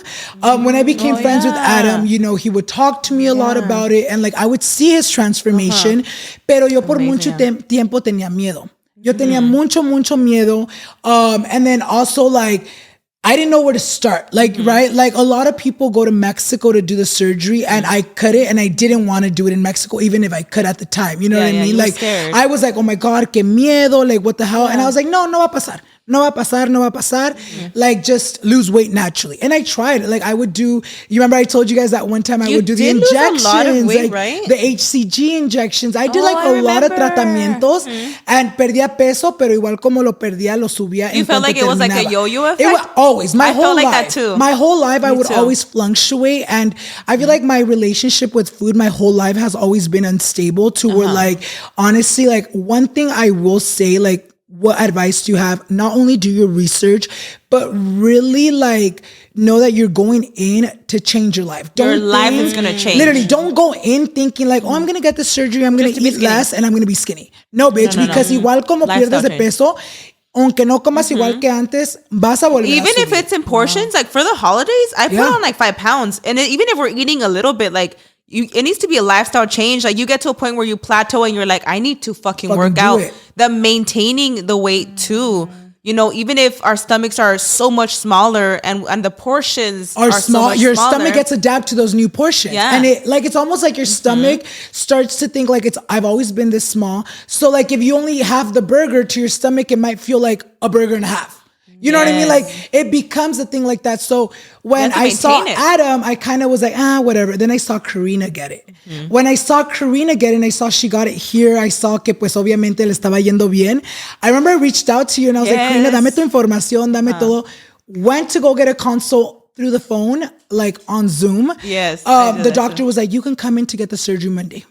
Wow. Okay, that's Friday. wild. That's crazy. That was wild. To me, like it was, and that's why I say, like, I don't think I was mentally prepared. I knew I wanted change. I knew like I was in a mental space where like I was ready to really change my life. But I wasn't ready for like the mental part that came with the surgery. It's the mental part. Because I saw you. Like, I feel like that's what I'm saying. Like, don't just, I always tell my girls, like, and I always tell the people that watch me, don't just go by what you guys see me. Don't just go the results. Because there's a lot of shit that even me being so vocal with my journey, there's a lot of shit that you go through behind the scenes that it's like, fuck, like your life is different, literally. Yeah.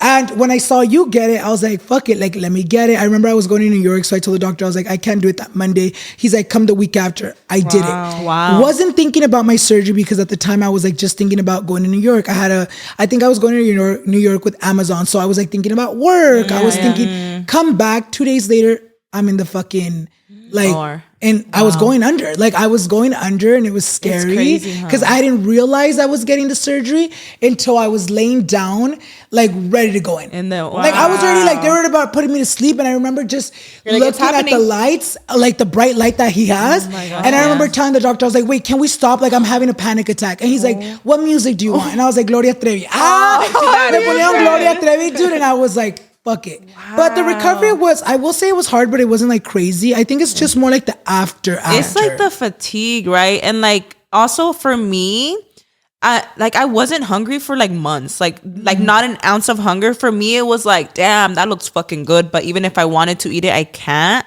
Did you ever watch? I remember like when I was recovering, maybe the first month, I remember que me la pasaban las noches, güey, mirando like food videos. And for some reason, TikTok's like, what I eat in a day after you would think that, no, not even that, like people eating burgers, people eating like tragando, güey. Like, I remember at the time, Danny would be like, dude, you don't get hungry. And I was like, if anything, that fills me up. Yes. Like seeing someone else eat. Like I'm like, okay, I ate. I ate. And because te llenabas muy rápido, tú puedes comer un poquito de juguito y ya estabas lleno. Yeah. And I feel like now, like again, going back to like doing your research, really seeing the pros and the cons. Obviously, the pros are you're going to feel amazing, look amazing, but it's not always going to be like that. Like you said, fatigue comes in. In the beginning, like I used to be so tired. I was like, this is fucking crazy. I can't do anything. Do you feel like that now or no? Not anymore. I feel like I get days. Like, you know what it is for me? Okay. Like, I feel like because siempre ando en chinga, a veces se me hace muy fácil, like, malpasarme. Okay. Do you take your vitamins? So I'm also I'm trying to get better. That's probably what it is. Have you checked your vitamin, like, if you have deficiencies? Oh my God, no, bitch. So, okay, keep in mind, I have not gone to a checkup with my doctor since I was like 3 months post-op. Wait, why? I'm gonna go next month though because my insurance kicks in. So when I got the surgery, I got insurance. So keep in mind, you know, I got my surgery in November. My insurance was gonna kick in January of that year, and I was like, okay, good. I was going for like the first 3 months to do my blood work. Yo estaba pagando, me estaban cobrando como $15 like my deductible to get my blood work drawn. Bien, a los meses me llega un bill de la aseguranza. Oh, you owe $5,000. No me acuerdo cuánto era. Era like a good, like it was in the thousands because your insurance didn't really cover every single thing that you thought was getting covered. Oh shit. Right? So I literally was like, what the fuck? Like, and at the time when I stopped going, I was like, I feel good. Like 4 months out, I was like, I feel good. Like, I don't feel fatigue anymore because the fatigue comes very early on. You remember how I would tell you, like, when does it get better? Like, when do you feel that like first back to month normal? is so rough. It is. It's rough. You feel tired. Remember the first time I showered, me quería desmayar, salí de la shower corriendo, güey. Todo empapado con agua y me tiré a la pinche cama because I was like, si no me tiro, like, I don't care if the cama gets wet. Si no me tiro, aquí me voy a caer. Shut up. And I remember I literally, se me canceló. No me acuerdo cómo pasó. Point is, se me canceló mi insurance. I think I stopped paying it. Or I think I got a new card and the payments didn't go through. Yeah. And then also I was like, chinguen a su madre. Like, I'm not going to be paying fucking $500 for insurance. I think it was like $400 for insurance. Si no va a cubrir ni vergas. Yeah. Like, that's a car payment. Like, that's a lot of money. So I was very like, oh, I don't need insurance. Like, I feel good. I feel good. So from like month 3 to 4, no me acuerdo cuando se me canceló, maybe even 6, I don't fucking remember. I stopped going. I stopped going, but because I haven't been up to like taking care of myself. And that's the thing too, like, it's like a forever thing. Like you could have a vitamin deficiency. I think I do. It could be. Because hay días a veces que me levanto, me siento débil. Hay días a veces que me levanto. And like, I literally fainted maybe like a month ago. Literally, gosh. Like it's obviously I'm not saying like it's like always like that. Like there's days where you wake up feeling good. There's days where you wake up like al 100. Pero yo digo que al mes hay 2 a 5 días al mes cuando me siento como que no quiero hacer nada. You know what you should take? This is not sponsored at all. Well, I'm working with them later, but I'm not sponsored by them. I think Karina's going to work with them too. Mary Ruth's. Have you heard of that vitamin? No, what is it? It's a liquid vitamin. Energy. And it gives me, I mean, I didn't get the sleeve, but like Karina could say to herself, her taking that, she gets a lot of energy too. And it's known to give energy. Me trajeron inyecciones de México de vitamina. I don't know what it's called, Triayecta or something like that. It's like a vitamin, like it has like a lot of vitamins, and like you know like how Mexico they say like they have good ass fucking inyecciones. I tried it for a day, nomás que no me gusta que me piquen. Like I don't know, like for some reason no me gusta que me piquen. I really feel like you might have a vitamin deficiency because they are very common after, especially if you don't like, you know, keep up with the vitamins. I feel like after, I was never allergic to anything. Like I've gotten an allergic reaction twice to shellfish. I've gotten, you know, there's days where me siento débil. So that's what I mean. I mean, like, that's what I always say. Like, there's like side effects. Obviamente, no me estoy cuidando al 100, and that's why, like, it was really important. Like, after I fainted in December, I feel like that's when I was like, you know what? I'm going to really take my, like my health serious. Okay. But I also was like, I'm going to take it serious, pero tampoco no voy a estar, like, you know what it is too, because I want to say this because mucha gente que me sigue, maybe people that only follow you guys might not know. Me gusta gastar en la gente, pero soy bien codo when it comes to me. Mucha gente me dice, Alan, gastaste like, este dinero o se mira que gastaste tanto dinero en esta fiesta, en esto otro, pero ¿por qué te da like, ¿por qué eres bien codo contigo? I don't know why. Like when it comes to me, like I'm like, no, I don't need it. I'd rather buy this for someone else. So I felt like for a long time, I was like, no, I don't need to prioritize. Like, it's a lot of money. Like $1,000, like to get fucking blood work. Like, like no.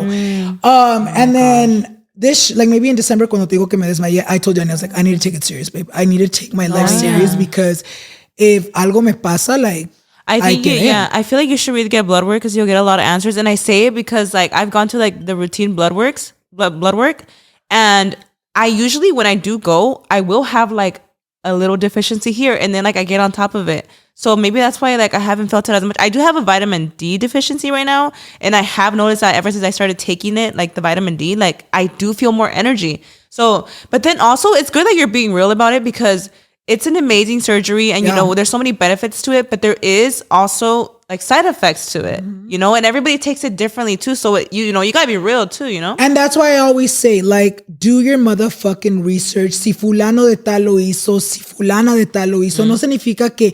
Well, you have the same experience. Yeah, like even like this, like, look, my sister just got her surgery. Literally, I gifted her that for Christmas and her birthday. Se la agarró en noviembre. Literally, like, we got it like a year and like a week apart. She got it like November 20.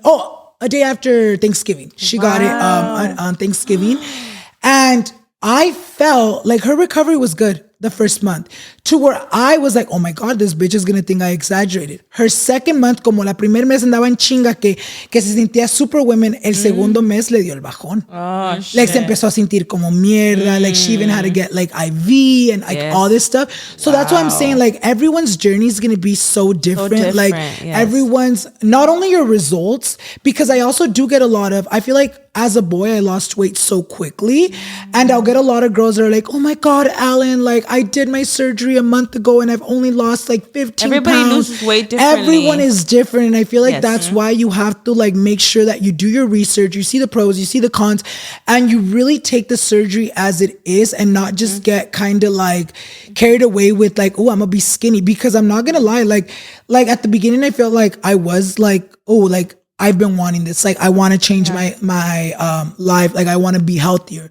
But if you don't maintain it, like, even though you look healthier, you might not be healthier. You know what I mean? So I feel like it's very important to like really like take it serious too, because it's not. Hay mucha gente que muere de eso. Oh my God. Yeah. Like the aftercare, like empiezan a agarrarles diseases, que porque el riñón o esto, que esto otro. And like se les envenena todo y ya quedaron ahí. I have heard about the addiction transfer. Oh yeah. There's the addiction transfers and everything. That's crazy. You know what's crazy? Like there's so many things that you're like, it's not going to happen to me. Like, no, like, no más dicen. Everyone has a different. Has a different. Everyone's body's different, and that's why I'm very like. When my sister got it, I was very like, girl, just know that this.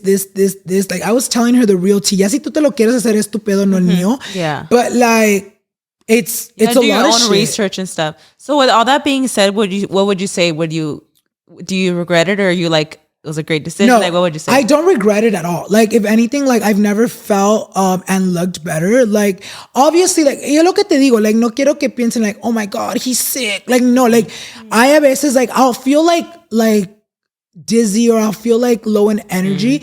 Like, let's say si hoy me malpasé, mañana lo voy a sentir. Right? Like, if today I'm so busy that I'm like, oh my God, I had like one meal in, which I think I had like. You're maybe, like, probably not eating enough too. So like the days that I'm super busy y no como enough, like, you have to lo siento el próximo. Carry snacks with you. Carry snacks, fucking string cheese, nuts. But anything. I would not change anything. Like, I love it, and I always say, like, I recommend it as long as you know what comes with it, as long as you know and you're responsible to like keep on track. Because I will say, like when it comes to that, I did, you know, become irresponsible. Like, I thought like, oh, it's just the first couple months you feel great, like forget about it. But now I'm just like, no, like if you're fainting, if you're feeling like this here and there, even though it's not an everyday thing, like it's like, I'm going to remind you need to get blood work. I'm really bad though. Like, remind me February 1st. No, because like, you know, you don't want to be like fainting, or who knows how it could be like when you said you're not eating. That could be a big factor. You're probably not eating enough. Start tracking how much you're eating. I know I should be doing that. And you know what I think it is, you guys? I feel like one thing with your eating is, I don't know if you can relate to, like, if you give me like chicken, right? Like, and that's what I'm saying. Like, this is like a big, like, I feel like people don't realize how much of a lifestyle change it is, because like I said, like, I don't know if you noticed, but like things that are not good for you nutritiously, like, te las puedes comer bien. Like, right, you know what I mean? Like, if you're eating pollo, yo con un pinche pollito me lleno. Pero si me das que algo como a bag of chips, bitch. A bag of chips, casi like the dollar, like casi todo me la, yeah, like it's literally like real so like true. That, like because it's an empty carb. Like, it literally becomes kind of like powder. Like, the same way it fucking dissolves in your mouth, that's how it becomes in your stomach. Shit. So te cabe más. Oh, yeah. So a veces it's so much easier to be like, let me get a snack that is like, I know I can eat a lot, but sometimes it's not nutritious. Mm-hmm. You know what I mean? So it's like a bag of chips. You're like, okay, ya comí. And you're like, no way, no comiste. Yeah. Like, you literally need protein too. That's so important. I feel like I'm really good with like my protein, especially like now that I'm going to the gym. But because I'm going to the gym, I feel like I should uptake my protein even more. But it's hard. Like, a veces quieres tragar y no puedes. Mm-hmm. So I feel like it's, just do your research, really look into it, and 100%. Don't just go based off what Karina's journey was or my journey was, because you might not have the same journey and you might struggle, you might not get the results, or you might have like life-threatening diseases that come afterwards. So always keep that in mind antes de que hagas una cirugía así de grande. Do your own research for sure. Look into it. I agree. You know?